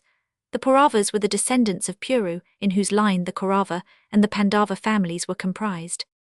Kauduka Servaswe. Kalivatsala, or the darling of the age of iniquity, is the sovereign of Dharmanasa, or the destruction of virtue, and he takes as his spiritual guide Kukurmapanchanana, the sever of iniquity. Satyacharya, a pious Brahmin returned from Brindavan, who is treated by the king and his courtiers with great iniquity, holds the following conversation with his brethren in jail. Satyacharya says, "How now, holy sirs, how fares it with you?" The Brahmins in jail reply, "We once had lands in free gifts." Satyacharya asks, "What then?" The Brahmins answer, "Why know you not the customs of the country? If the god of wealth owned lands here that yielded but a grain of corn, the king would send him in 3 days to beg alms, clad in tatters and with a platter in his hand. The characteristics of our sovereign are fondness for the intoxicating juice of bhang, esteem for the wicked, addiction to vice, and detestation of virtue." Satyacharya observes, "You are right, what chance is there for the good? The king is unwise, his associates are wicked, his chief counselor is a knave and his minister a scoundrel. Yet the people are many, why is not such misconduct resented?" The Brahmins reply, "The manners of the people are equally depraved. They are valiant in oppression, skillful in falsehood, and persevering only in contempt for the pious." Satyacharya asks, "How are the scribes?" The Brahmins answer, "They collect the revenues by any expedient, and vigilantly inflict penalties on the wise. The Brahmins are not allowed to keep even the dust upon their bodies. The dust accumulated on their feet is claimed by the Kayeths. What can we say of this reign? The dumb alone can speak the truth, the deaf hear the law, the sons of the barren are well behaved, the blind behold the observance of the scriptures. Our lands have been given to drunkards, and we are detained in prison for what our ancestors expended." Satyacharya observes, "I have heard enough, better fortunes attend you." The general Samara Jambuka, the jackal of war, boasts that he can cleave a roll of butter with his falchion. He trembles from top to toe at the approach of a mosquito. The king orders vice to be proclaimed virtue by beat of drum. All the Brahmins are perpetually banished. Prachanda Pandava. Lord. The offended sons of Pandu. Lord. Bala Bharata. Draupadi is married to the 5 sons of Pandu, in compliance with the command of their mother. Yudhishthira, the eldest son of Pandu, loses everything including Draupadi at chess play with Duryodhana, the eldest of the Kauravas. Draupadi is now dragged by the hair, almost naked, into the public assembly, an insult in revenge for which ferocious Bhima vows to slay Dusasana, the insulter, and drink his blood, and ultimately fulfills his vow. The Pandava princes then depart to the forest. Prabodha Chandradaya. Lord. Rise of the moon of true knowledge. Religion and the noble king reason, accompanied by all the virtues, namely faith, volition, opinion, imagination, contemplation, devotion, quietude, friendship, and others, are banished from Benares by the evil king Error who reigns at Benares, surrounded by his faithful adherents, the follies and vices, namely self-conceit, hypocrisy, love, passion, anger, avarice, and others. There is, however, a prophecy that reason will someday be reunited with revelation. The fruit of the union will be true knowledge, that will destroy the reign of error. The struggle for this union and its consummation are followed by the final triumph of the good party. Nagananda. Lord. Joy of the serpents. Jimutavahana, a prince of the Vidyadharas, is a Buddhist. He marries Malayavati, daughter of the king of the Siddhas, a votary of the goddess Gauri, the wife of the great god Siva. When he comes to know that Garuda, the bird celebrated in mythology, is used to eat up one snake each day, he makes up his mind to offer himself to the bird as a victim, and eventually succeeds in converting Garuda to the principle of ahimsa or abstention from slaughter. But he himself is on the point of succumbing to the wounds he has received, when, through the timely intervention of the goddess Gauri, he recovers. Dutta Angada. Lord. The mission of Angada. Angada, the son of Bali, is sent by Rama to Ravana to demand Sita. He executes his mission in a most clever and courageous manner. He then departs from Lanka. Ravana now goes forth to battle and is slain by Rama. The divine hero then enters the city of Lanka in triumph. Pradyumna Vijaya. A pair of geese, the Hansa and Hansi, inspire Prabhavati, the daughter of Vajranabha, and Pradyumna, the son of Krishna, with a mutual passion before they have beheld each other. By their contrivance, secret nuptials are brought about. The sage Nerda communicates the stolen interviews of the lovers to the father of the damsel, to whose vengeance Pradyumna is about to fall a victim, when Krishna and Baladeva with their followers come to the rescue. A combat ensues in which Vajranabha is defeated and slain. The engagement is seen by two Gandharvas from their chariots in the air. Videgta Madhava. The loves of Krishna and Radha are intense. The two lovers often engage in jealous squabbles. Chandravali, a nymph of Vrindavan, is enamored of Krishna and thus excites the jealousy of Radha. The Purnamasi, the personified day of the full moon, interests herself in the union of Krishna and Radha. Dhananiya Vijaya. The cattle of King Virat are carried off by Karna and the Kuru princes. Arjuna recovers them after a great battle. The different chiefs appear, threaten one another and praise themselves. Indra and some of his attendants contemplate the fight from the clouds. Hasyarnava. The king Anasayindhu, in his progress through his city, regrets to find everything subverted, that chandals, not Brahmins, make shoes, that wives are chaste and husbands constant, and that respect is paid to the respectable, not to the vile, and that Vyadhisindhu, the doctor, cures the colic by applying a heated needle to the palate, and perforates the pupils of the eyes in order to restore vision. Sadhinsaka, the chief of police, reports with great satisfaction that the city is completely in the hands of thieves. The commander-in-chief Ranajambuka, after putting on his armor, valiantly cuts a leech in two. Mahiatrika, the astrologer, in answer to a question of the time to take a journey, indicates hours and positions which proclaim approaching death. A dispute ensues between Viswabhanda, a saver mendicant, and Kalahankura, his disciple, which they refer to the decision of Mahinindaka, another Brahmin, who asserts that he composed the Vedas and visited Swarga, where he treated Vrihaspati and Brahma with contempt and gave Siva a drubbing. Chitra Yajna. Daksha, the father of Sati or Bhavani and father-in-law of the great god Siva, institutes a great sacrifice. The gods and sages assemble on the occasion. Daksha accords them a cordial reception. He bows down to the feet of the gods and puts the dust from under them upon his head.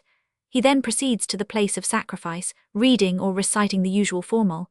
He orders the attendants to distribute rice to the Brahmins for the purpose of invoking their benedictions. They receive the rice, scatter it, and pronounce the swasti vachana or benedictory text. He offers oblation to fire. Dadhichi now comes to the sacrifice, when a dispute ensues between him and the sacrificer upon the impropriety of omitting to invite Siva, and the dispute becoming rather hot, Daksha orders his guest to be turned out. The gods partake of Dadhichi's indignation at the disrespectful mention of Siva and rise to depart. Daksha orders his servants to guard the door and prevent their going forth. The gods, however, force their way. The sages then also withdraw, on which Daksha goes out exclaiming, "I will give double presents to those who remain." Nerda goes to Kailas with the news. He enters playing the veena and singing hymns in honor of the great god. Nerda's communication to Siva and Bhavani is very brief. Siva asks, "Now, Nerda, whence come you?"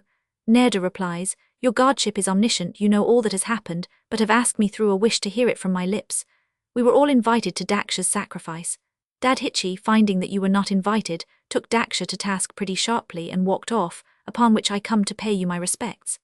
Having said this and prostrated himself on the ground, the sage, with his lute hanging upon his neck, departed. Sati now asks leave to go and see her father. Siva replies, "It is quite contrary to etiquette to go without an invitation." She answers, "I need not stand on ceremony with my father." Siva observes, "How would you impose upon me with falsehoods? Daksha is not your father, nor is his wife your mother. You are the father of all things, the mother of the universe. Those versed in the Vedas declare you male and female too." In the end, she is allowed to follow her own inclinations. She comes to her father, and vainly endeavors to impress him with respect for her husband. She quits him to throw herself into the sacrificial fire. Nerda then appears and tells Daksha to prepare for the consequences of his folly. Virabhadra, Siva's attendant, then enters and plays some antics. Shaking the earth with his tread, and filling space with his extended arms, he rolls his eyes in wrath. Some of the guards he casts on the ground and tramples on them. He knocks out the teeth of some with his fists, plucks out the beards of some, and cuts off the ears, arms, and noses of others. He smites some, and he tosses others into the sacrificial fire. He decapitates the cause of his master's indignation, the haughty Daksha. Mrigankalka is the daughter of the king of Kamarupa or Assam. She is beheld by Kopuratilaka, the king of Kalinga, whilst hunting, and the parties are mutually enamoured. The obstacle to their union is the love of Sankapala, a demon, to oppose whose supernatural powers, Ratnachura, the minister of the king of Kalinga, who alone is aware of the circumstance, invites to the palace a benevolent magician, Siddhyajini, and Mrigankalka is also lodged in the palace as the friend of the queen Vilasavati. Notwithstanding these precautions, she is carried off by Sankapala to the temple of Kali, which is surrounded by goblins. During the Raja's peregrinations in his love frenzy, he passes disconsolate through a wood in which he inquires of different animals if they have seen his mistress. He now comes to the temple, rescues her, and kills Sankapala. He is then united to Mrigankalka in the presence of her father and brother, and with the consent of the queen. Before the conclusion of the marriage rite, he kills also the brother of Sankapala, who comes to revenge him in the form of a wild elephant. The marriage is thus effected through the secret contrivance of the minister, because the lady's husband is to become the master of the world. Mudra Rakshasa, the minister with the signet. Rakshasa and the signet ring. Rakshasa known by the signet ring. The city of Pataliputra or Palibothra, the capital of the Nandas, was situated not far from the confluence of the Ganges and the Sone, and was on the southern side of the rivers. Nanda, the last king of the Nanda line, had for his minister the able and experienced Rakshasa. Chandragupta, also called Vrishala and Maurya, is identical with Sandrakartas, represented by the Greek writers as the most powerful Raja in India at the time of Alexander the Great's death. He was a sovereign of dignity and strength of character, and had a high respect for his minister Chanakya, the Indian Machiavelli, who was a crafty, clear-headed, self-confident, intriguing and hard politician, with the ultimate end of his ambition thoroughly well determined, and directing all his clear-headedness and intrigue to the accomplishment of that end. This minister, also called Vishnugupta, is famous as a writer on niti or rules of government and polity, and the reputed author of numerous moral and political precepts commonly current in India. Nanda is slain by the contrivances of this wily Brahmin, who thus assists Chandragupta to the throne, and becomes his minister. Rakshasa refuses to recognize the usurper and endeavors to be avenged on him for the ruin of his late master. After the assassination of Nanda, Sarvarthasiddhi is placed on the throne by Rakshasa, but he retires to a life of devotion.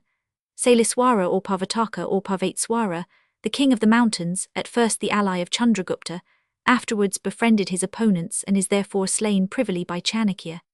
Veridhaka, the brother of Parvataka, is killed by Rakshasa's emissaries by mistake for Chandragupta.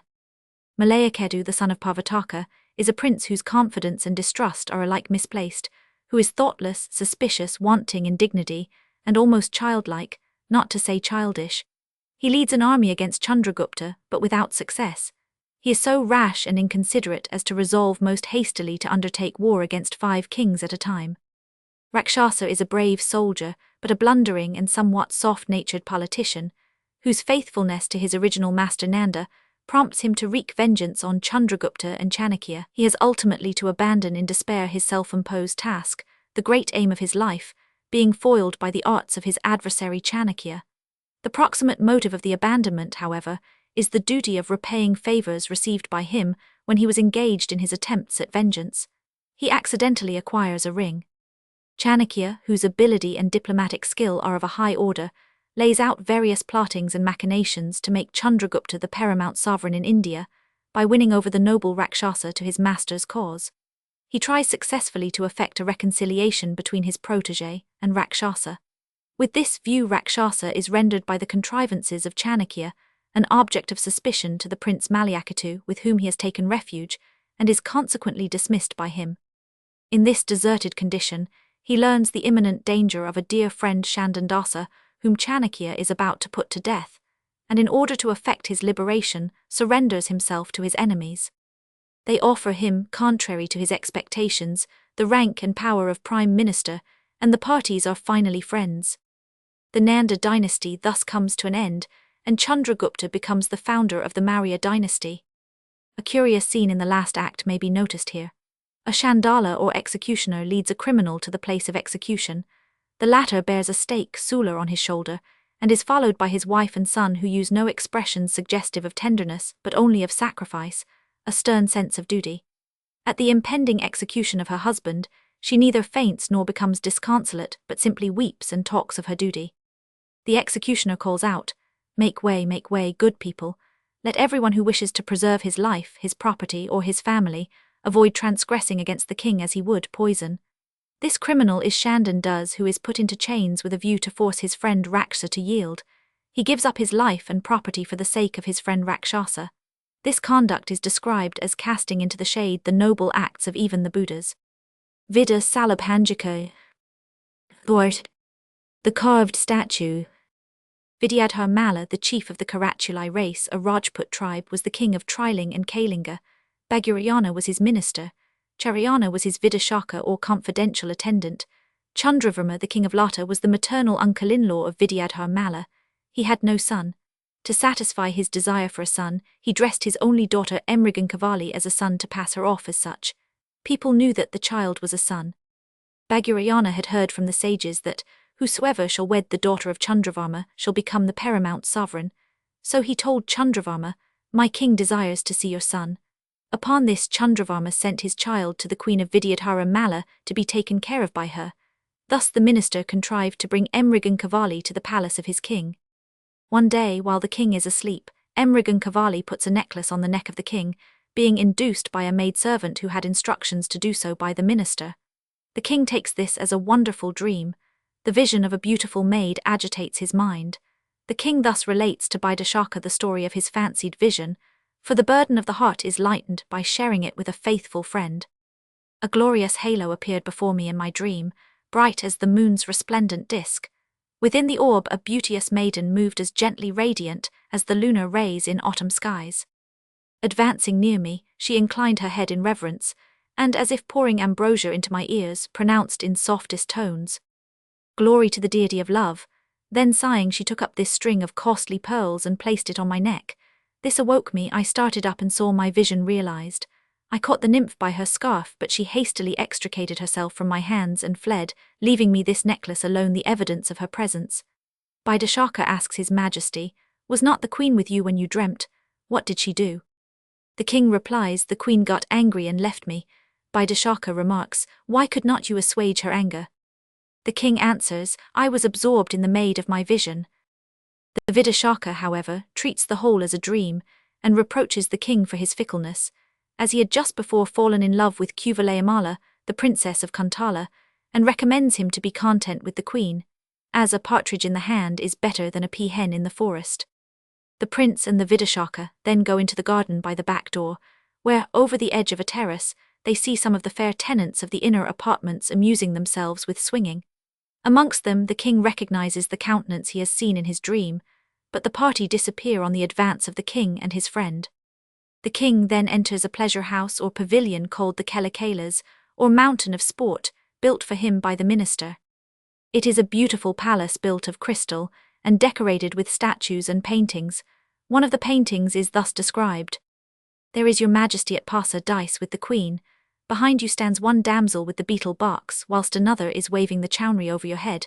The dwarf is playing with the monkey, and the parrot abusing the Vidashaka. The chamber also contains the portrait of Emrigankavali, the damsel whom the prince has really seen in his supposed dream. There is also a statue of her, whence the drama is named Vida Salapangica, meaning a curved statue or effigy. The king discovers the statue. He thinks, "Who will carve on the wall the person I dreamed of? No one was present when I dreamt. Has anyone carved the statue out of his fancy? A real person may exist in this world, or how can an exact figure come here?" He now verily believes the dream to be a reality. He then puts the necklace of his dream on the neck of the carved statue. Finally, the lady is herself beheld through the transparent wall of the pavilion, but runs away on being observed. The king becomes enamored of her. He and his friend follow her, but in vain. The bards proclaim it at noon, and the two friends repair to the queen's apartments to perform the midday ceremonies. Kuvalayamala, the object of the king's passion before encountering his new flame, is the daughter of Chandramahesna, the king of Kantala. She has been sent to Vidyadhara Mala's queen, as the betrothed bride of the supposed son of Chandravarma, who is the queen's maternal uncle. Mekhala, the queen's foster sister, practices a frolic on Chariana. He is promised a new bride by the queen, and the ceremony is about to take place when the spouse proves to be a lubberly boy. He is highly indignant at the trick, and goes off threatening vengeance. The king having followed and pacified his companion, they go off into the garden, where they see the damsel Emrigan Cavalli playing with Bol. She still, however, flies their advance. Presently they overhear a conversation between her and one of her companions, from which it appears that notwithstanding her shyness she is equally enamoured of the king.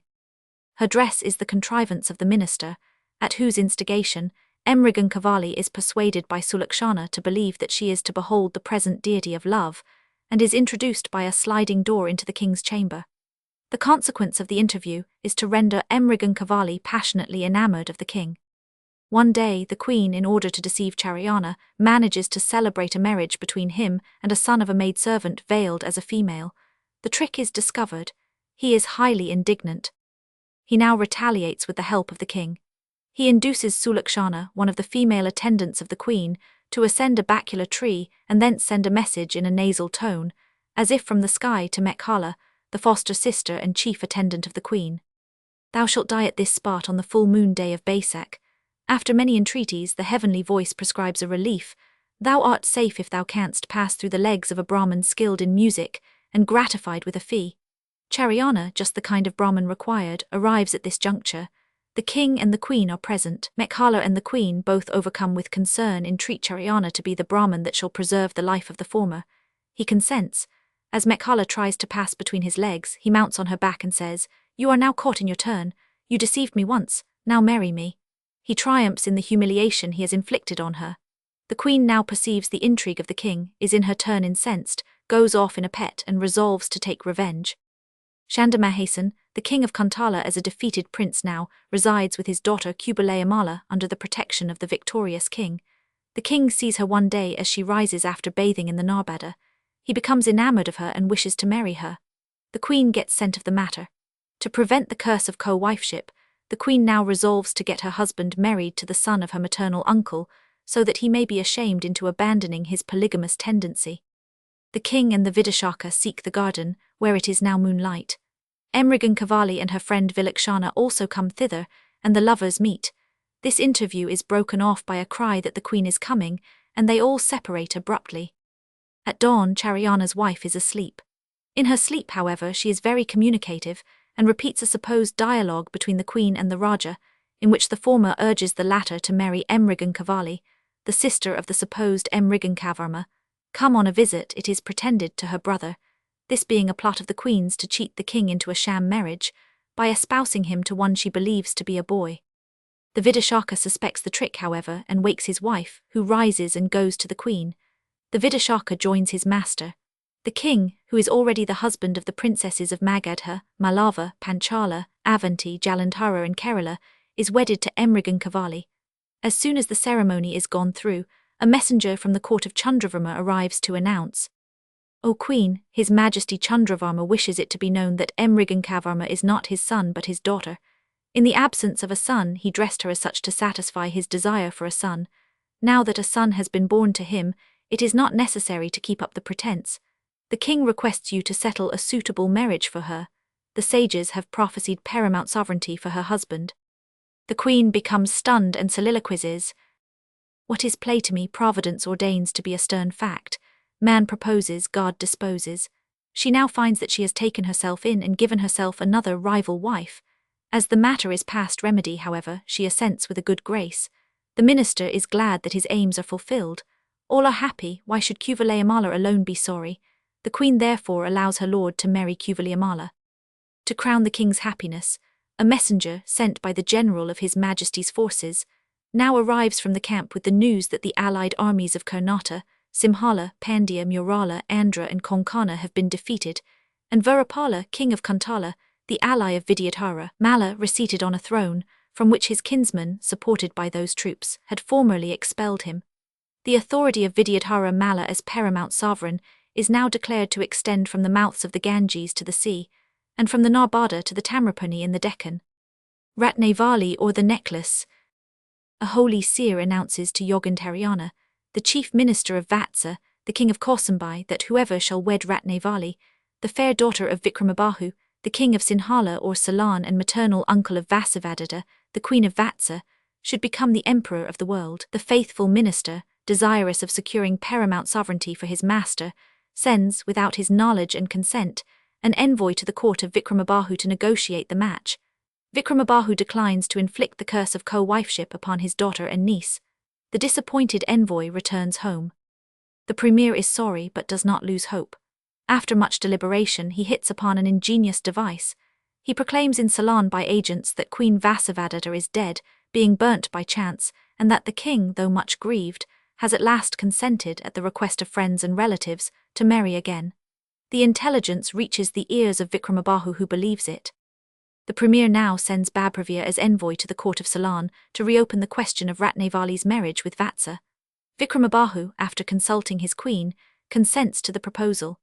He has Ratnavali decked in all ornaments, including a single-stringed necklace round her neck, and sends her away on board a ship, in company with his own ambassador Vasabhuti and Babravya. He waits on the shore till the ship is out of sight, and then returns home sorry at parting with his daughter. A terrible tempest wrecks the ship. A merchant of Kausambai finds Ratnavali floating in mid-sea, saves her life and brings her to the minister, who thanks him heartily for the favour and offers a reward. The merchant thus expresses his unwillingness to accept it. Sir, under the rule of our gracious king, the weak do not fear the strong, the rich cannot oppress the poor. The word robber has become obsolete. The sick and the orphans are being treated by the best of physicians and are free from any want of food and clothing. Children are being properly educated, drought is never heard of, the highways are wide, clean and well guarded, communications are safe. If any loyal subject can be of any service to such a king, he does only his bare duty and should not accept any reward. He at last accepts the reward at the repeated requests of the minister and goes home. Then the minister interviews the queen, conceals the real facts and addresses her thus. May it please your majesty, I have received this girl from a merchant who told me that he had rescued her in the sea, but could not say anything more about her and her whereabouts. From her appearance she seems to be a respectable lady. I beseech your majesty to take care of her. The queen takes the girl as one of her attendants, the girl who is destined to make her husband the lord of the world. The queen names her Sagarika, or the ocean maid. The princess, who has been attended by hundreds of maidservants, is now reduced, by a strange irony of fate, to the position of a maidservant herself. The chamberlain Babravya and Vasabhuti by some means reach the shore and are on their way to Kausambai. Vatsa comes forth to behold from the terrace of his palace the frolic merriment with which his subjects celebrate the festival of Kamadva, the god of love. Wearied of tales of war, and seeking most his reputation in his people's hearts, he issues forth attended by his confidential companion Vasantaka, like the flower-armed deity himself, descended to take a part in the happiness of his worshippers. The king observes, I scarcely can express the content I now enjoy. My kingdom is rid of every foe, the burden of my government reposes on able shoulders, the seasons are favourable, and my subjects prosperous and happy. In Vasavadata, the daughter of Pradyota, I have a wife whom I adore, and in Vasantaka, a friend in whom I can confide, attended by such a friend at such a season, and so disposed I might fancy myself the deity of desire, and this vernal celebration held in honour of myself. Kausambai outvies the residence of the god of wealth. Her numerous sons are clad in cloth of gold, decked with glittering ornaments and tossing their heads proudly with splendid crests. Vasantaka says, Observe the general joy.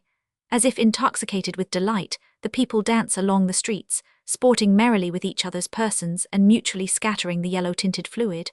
On every side, the music of the drum and the buzz of frolic crowds fill all the air. The very atmosphere is of a yellow hue, with clouds of flowery fragrance. At the request of the queen, conveyed through her attendants, the king proceeds with his friend to join her in offering homage to the image of the flower-armed deity, which stands at the foot of the red asoka tree. The queen enters the garden accompanied by Kanchanmala, her principal attendant, Sagarika and other damsels. Noticing Sagarika, the queen thinks, "What carelessness, an object I have hitherto so cautiously concealed thus heedlessly exposed. I must remove her hence before the arrival of the king." She says, "How now, Sagarika, what makes you here? Where is my favourite starling that I left to your charge and whom it seems you have quitted for this ceremony? Return to your place." Sagarika withdraws to a short distance and thinks, "The bird is safe with my friend Susangata. I should like to witness the ceremony. I wonder if Anaga is worshipped here as in my father's mansion. I will keep myself concealed amongst the shrubs and watch them, and for my own presentation to the deity I will go, cull a few of these flowers." The king now joins the queen. Kanchanmala delivers the accustomed gifts of sandal, saffron and flowers to the queen, who offers them to the image. The king thus eulogizes the beauty of the queen. "Whilst thus employed, my love, you resemble a graceful creeper turning round a coral tree, your robes of the orange dye, your person fresh from the bath. As rests your hand upon the stem of the asoka, it seems to put forth a new and lovelier shoot. The unembodied god today will regret his disencumbered essence, and sigh to be material, that he might enjoy the touch of that soft hand." The worship of the divinity concluded, the queen worships the king. Sagarika views the scene, mistakes the king for the god, and observes, "What do I see? Can this be true? Does then the deity, whose effigy only we adore in the dwelling of my father, here condescend to accept in person the homage of his votaries? I too, though thus remote, present my humble offering." She throws down the flowers and continues, "Glory to the flower-armed god, may thy auspicious sight both now and hereafter prove not to have been vouchsafed to me in vain." She bows down, then rising looks again and observes, "The sight, though oft repeated, never wearies. I must tear myself from this lest someone should discover me."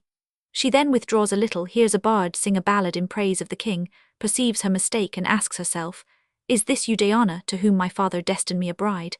She becomes enamored of the king. The king and the queen now rise to return to the palace. Sagarika thinks, "They come, I must fly hence. Ah me unhappy, no longer to behold him whom I could gaze upon for ever." The king addresses his queen thus, "Come, love, thou puttest the night to shame. The beauty of the moon is eclipsed by the loveliness of thy countenance, and the lotus sinks humbled into shade. The sweet songs of thy attendant damsels discredit the murmurs of the bees, and mortified they hasten to hide their disgrace within the flowery blossom." The king and the queen return to the palace. Sagarika enters a plantain bower with a brush and palette, in order to paint a picture, and soliloquizes thus, "Be still, my foolish heart, nor idly throb for one so high above thy hopes. Why thus anxious to behold that form, one only view of which has inspired such painful agitation? Ungrateful, too, as weak, to fly the breast that has been familiar to thee through life, and seek another, and as yet but once beheld asylum. Alas, why do I blame thee? The terror of Ananga's shaft has rendered thee a fugitive. Let me implore his pity. Lord of the flowery bow, victor of demons and of gods, dost thou not blush to waste thy might upon a weak defenceless maiden, or art thou truly without form and sense? Ah me, I fear my death impends, and this the fatal cause." She looks at the picture and goes on, "No one approaches. I will try and finish the likeness I am here attempting to portray. My heart beats high, my hand trembles, yet I must try, and whilst occasion favours me, attempt to complete these lineaments, as the only means to retain them in my sight." She draws the picture, raising her head beholds her friend Susangata with a sarika or talking bird in a cage, and hides the picture. Susangata sits down, puts her hand upon the picture and asks, "Who is this you have delineated?" Sagarika answers, "The deity of the festival Ananga." Susangata observes, "It is cleverly done, but there wants a figure to complete it. Let me have it and I will give the god his bride." She takes the paper and draws the likeness of Sagarika. Sagarika expresses anger. Her friend remarks, "Do not be offended without cause. I have given your Kamadva my rati, that is all. But come, away with disguise and confess the truth." Seeing that her friend has discovered her secret, Sagarika is overcome with shame and entreats her to promise that nobody else shall be made acquainted with her weakness. Her friend replies, "Why should you be ashamed? Attachment to exalted worth becomes your native excellence, but be assured I will not betray you. It is more likely this prattling bird will repeat our conversation. The friend brings some leaves and fibers of the lotus, and binds the former with the latter upon Sagarika's bosom. She exclaims, "Enough, enough, my friend, take away these leaves and fibers. It is vain to offer relief. I have fixed my heart where I dare not raise my hopes. I am overcome with shame. I am enslaved by passion. My love is without return, death my only refuge." She faints and recovers after a short while. A noise behind proclaims that a monkey has escaped from the stable, and rattling the ends of his broken chain of gold, he clatters along. Afraid of the advent of the monkey, they both rush to hide in the shade of a tamala grove, leaving the drawing behind. The ape breaks the cage to get at the curds and rice and lets the sarika fly. Vasantaka now notices that the jasmine has been covered with countless buds. As if smiling disdainfully upon the queen's favourite Madhavi, he is surprised at the most marvellous power of the venerable Sri Kandadasa, a great sage come to court from Sri Parvata, by whose simple will the strange event has happened. He thinks of going to the king to inform his majesty when the king appears. He congratulates his majesty on his propitious fortune. The king observes, "Inconceivable is the virtue of drugs and charms and gems. Lead the way, and let these eyes this day obtain by the sight the fruit of their formation." Vasantaka advances, stops to listen and turns back in alarm, for he fancies a goblin in yonder bacula tree. The goblin turns out a starling. The courtier remarks, she says, "Give the Brahmin something to eat." The king observes, "Something to eat is ever the burden of the glutton's song." "Come, say truly, what does she utter?" The friend listens and repeats, "Who is this you have delineated? Do not be offended without cause, I have given your Kamadva my rati. Why should you be ashamed? Attachment to exalted worth becomes your native excellence. Take away these lotus leaves and fibers. It is in vain you strive to offer me relief. I have fixed my heart where I dare not raise my hopes. I am overcome with shame and despair, and death is my only refuge." The king interprets thus, "Oh, I suppose some female has been drawing her lover's portrait, and passing it off on her companion as the picture of the god of love. Her friend has found her out, and ingeniously exposed her evasion by delineating her in the character of Kamadeva's bride. The lady that is pictured is very handsome. Some young female may be supposed to have spoken, indifferent to life, because uncertain of her affection being returned. The delicate maid entrusts her companion with the sorrows of her breast. The tattling parrot or imitative starling repeats her words, and they find an hospitable welcome in the ears of the fortunate. The companion, laughing loudly, observes, "You may as well drop these evasive interpretations. Why not say at once, 'The damsel doubts my returning her passion'? Who but yourself could have been delineated as the god of the flowery bow?" The friend claps his hands and laughs. His obstreperous mirth frightens the bird away. She perches on the plantain bower. They follow her there. Vasantaka finds a picture and shows it to the king, who gives him a golden bracelet. Looking at it, the king dwells upon the beauties of the damsel. Susangata and Sagarika hide themselves behind the plantain trees and overhear the conversation between the king and his companion. Susangata remarks, "You are in luck, girl. Your lover is dwelling upon your praises. The bird, as I told you, has repeated our conversation." Sagarika thinks to herself, "What will he reply? I hang between life and death." The king remarks farther to his companion, "My sight insatiate rests upon her graceful limbs and slender waist. I cannot deny that she has flatteringly delineated my likeness, nor doubt her sentiments, for observe the traces of the tear that has fallen upon her work, like the moist dew that starts from every pore of my frame." Sagarika says to herself, "Heart, be of good cheer, your passion is directed to a corresponding object." Susangata now comes forward, so as to be seen by Vasantaka. At this the king, on the advice of his companion, covers the picture with his mantle. Susangata says, "I am acquainted with the secret of the picture, and some other matters of which I shall apprise her majesty." The king takes off his bracelet and other ornaments and offers them to her with the object of bribing her to be silent. She replies, "Your majesty is bountiful, you need not fear me. I was but in jest and do not want these jewels. The truth is, my dear friend, Sagarika is very angry with me for drawing her picture, and I shall be much obliged to your majesty to intercede for me and appease her resentment." The king springs up and exclaims, "Where is she? Lead me to her." Then all advance to Sagarika. She thinks, "He is here, I tremble at his sight. I can neither stand nor move, what shall I do?" Vasantaka, seeing her, exclaims, "A most surprising damsel, truly. Such another is not to be found in this world. I am confident that when she was created, Brahma was astonished at his own performance." The king is struck with her and observes, "Such are my impressions." The four mouths of Brahma must at once have exclaimed in concert, "Bravo, bravo." When the deity beheld these eyes more beauteous than the leaves of his own lotus, and his head must have shaken with wonder as he contemplated her loveliness, the ornament of all the world, Sagarica prepares to go away when the king addresses her thus: "You turn your eyes upon your friend in anger, lovely maid, yet such is their native tenderness that they cannot assume a harsh expression. Look thus, but do not leave us, for your departure hence will alone give me pain." Susangata now advises the king to take Sagarica by the hand and pacify her. The king approves the advice and acts up to it. Vasantaka congratulates the king on his unprecedented fortune. The king replies, "You say rightly, she is the very deity Lakshmi herself. Her hand is the new shoot of the parijata tree, else whence distill these dewdrops of ambrosia?" Susangata remarks, "It is not possible, my dear friend, you can remain inexorable whilst honoured thus with his majesty's hand." Sagarica frowns on her friend and asks her to forbear. At this time, Vasantaka, in testiness of temper, raises a false alarm by proclaiming that the queen is approaching. The king lets go Sagarica's hand in alarm. Sagarica and her companion go off hastily behind the tamala tree. After a short time, the queen approaches the king. By order of the king, Vasantaka hides the picture quickly under his arm. The king proposes to visit in the company of the queen, the jasmine budded. The queen declines. Vasantaka takes it as an acknowledgement of defeat on her part and cries out huzzah. He waves his hand and dances. The picture falls. Kanchanmala, an attendant of the queen, picks up the picture and shows it to her mistress. The queen, whose jealousy is excited by the discovery of the picture, demands an explanation from the king. Vasantaka volunteers to offer the explanation thus: "I was observing, madam, that it would be very difficult to hit my friend's likeness, on which his majesty was pleased to give me this specimen of his skill." The king confirms the explanation. The queen observes, "And the female standing near you, I suppose this is a specimen of Vasantaka's skill." The king replies, "What should you suspect? That is a mere fancy portrait, the original was never seen before."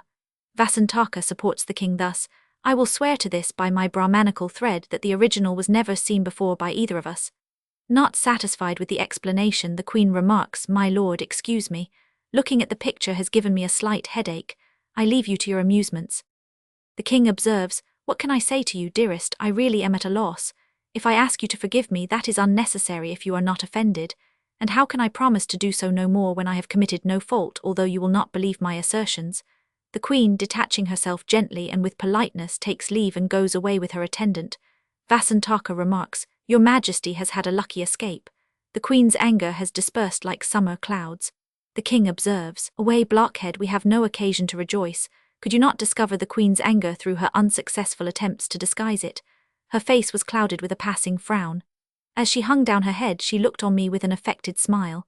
She gave utterance to no angry words, it is true, and the swelling eye glowed not with rage, but a starting tear was with difficulty repressed, and although she treated me with politeness, struggling indignation lurked in every gesture.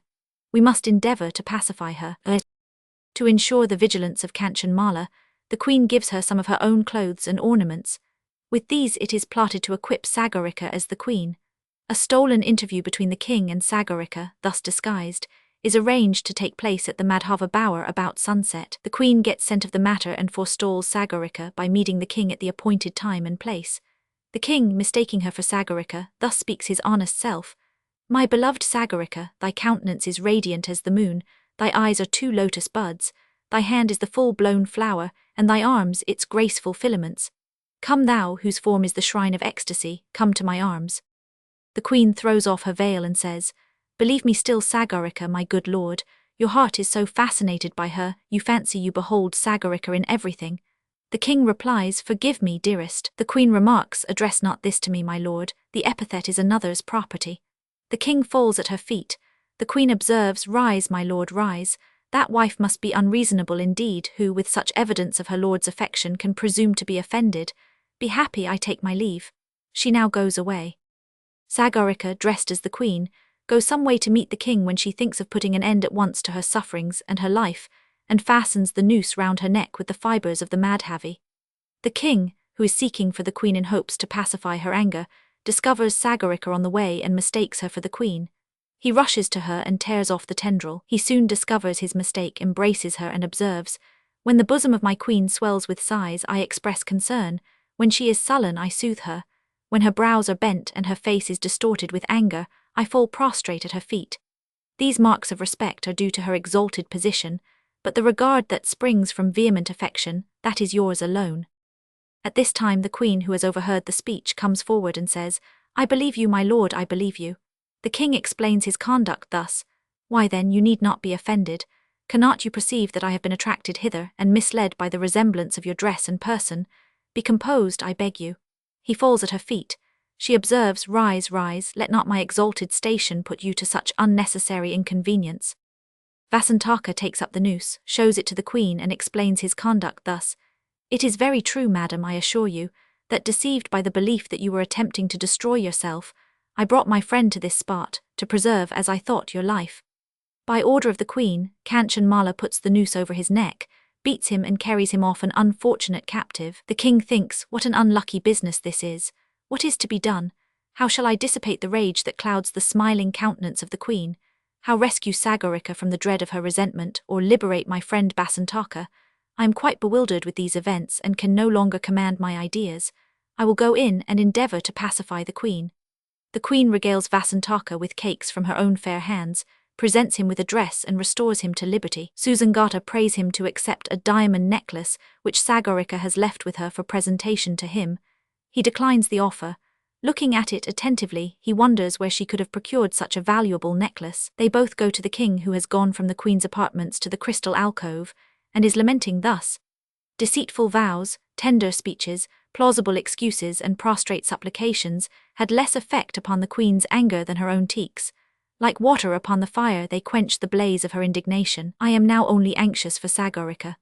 Her form, as delicate as the petal of the lotus, dissolving in the breath of inexperienced passion, has found a passage through the channels by which love penetrates, and is lodged deep in my heart. The friend to whom I could confide my secret sorrows is the prisoner of the queen."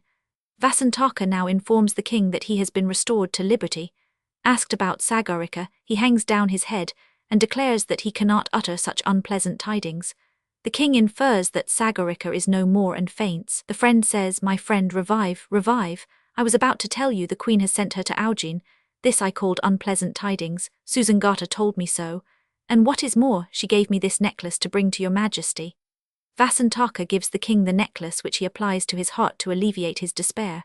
By command, the courtier applies the ornament round the neck of the king. At this time, Vijayavarman, the nephew of Rumanwat, the general of the state, arrives to announce, "Glory to your majesty. Your majesty's fortune is propitious in the triumphs of Rumanwat.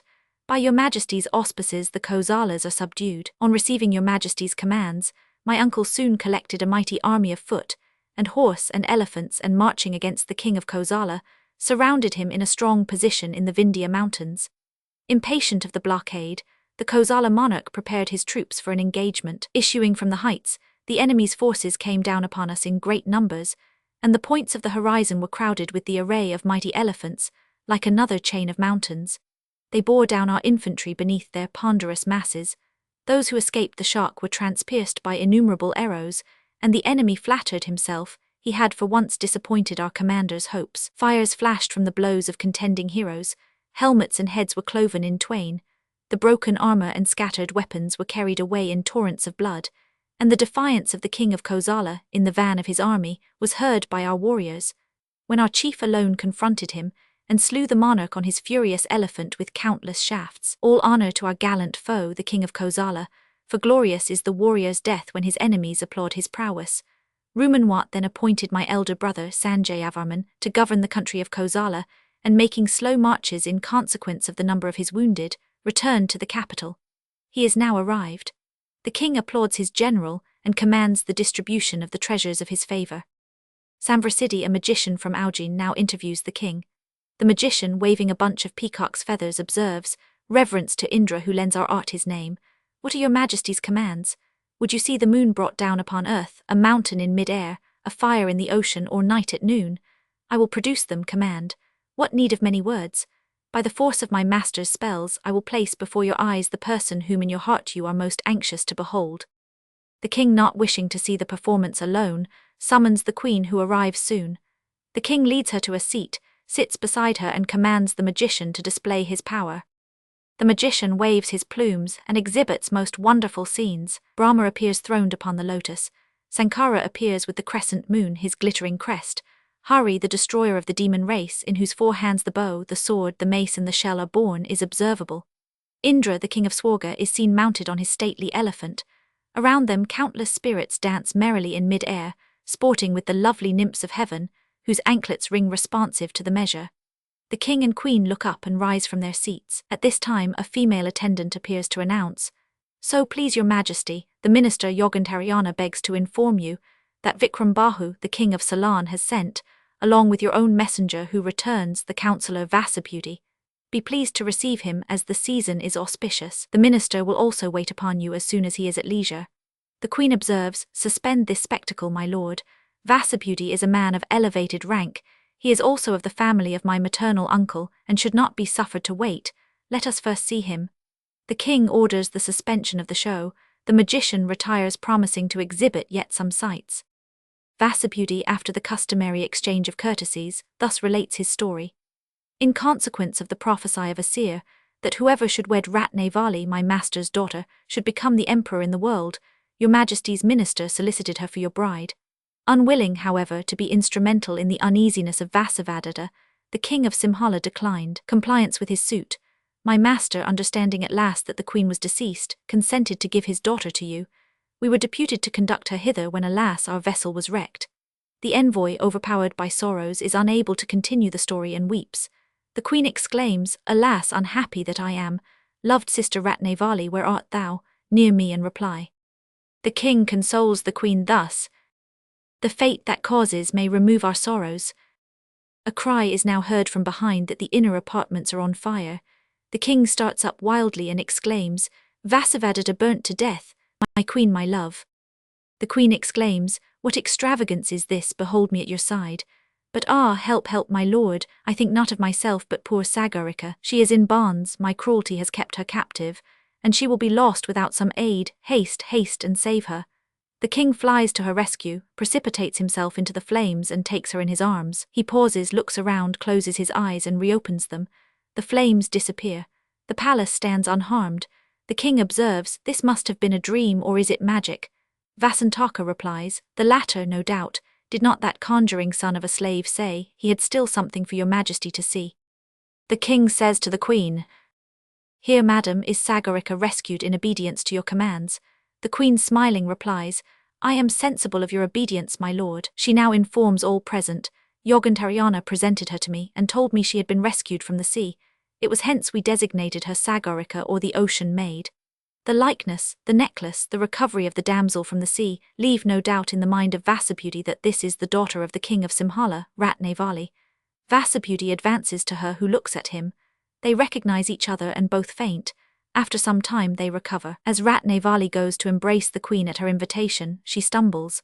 At the request of the queen, who blushes for her cruelty, the king takes the chains off Ratnavali's feet. Yogantaryana now explains his conduct thus, "It was formerly announced to us by a holy seer that the husband of the princess of Simhala should become the emperor of the world. We therefore earnestly applied to her father to give her hand to our sovereign, but unwilling to be cause of uneasiness to the queen, the monarch of Simhala declined compliance with our request. We therefore raised a report that Vasavadata had perished by a fire at Lavanaka, and Babravya was dispatched with the news to the court of Simhala. Vikrambahu then consented to our proposal and sent his daughter on board a ship accompanied by Vasubhuti and Babravya. The ship was wrecked. The princess was rescued from the sea by a merchant who brought her to me. I placed her with the queen in a very unsuitable station, as I expected you would see her in the inner apartments, and take pleasure in her sight. I had some concern in the appearance of the magician who had conjured up a vision of the gods and a conflagration, as no other means remained of restoring the damsel to your presence and creating an opportunity for Vasubhuti to see and recognize the princess. The queen now puts on Ratnavali her own jewels, then takes her by the hand and presents her to the king. Ratnavali bows to the queen, who embraces her. The king observes, "My cares are all rewarded.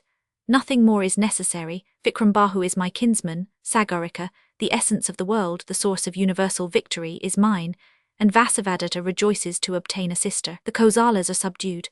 What other object does the world present for which I could entertain a wish? This be alone my prayer. May Indra with seasonable showers render the earth bountiful of grain. May the presiding Brahmins secure the favor of the gods by acceptable sacrifices. May the association of the pious confer delight until the end of time, and may the appalling blasphemies of the profane be silenced forever.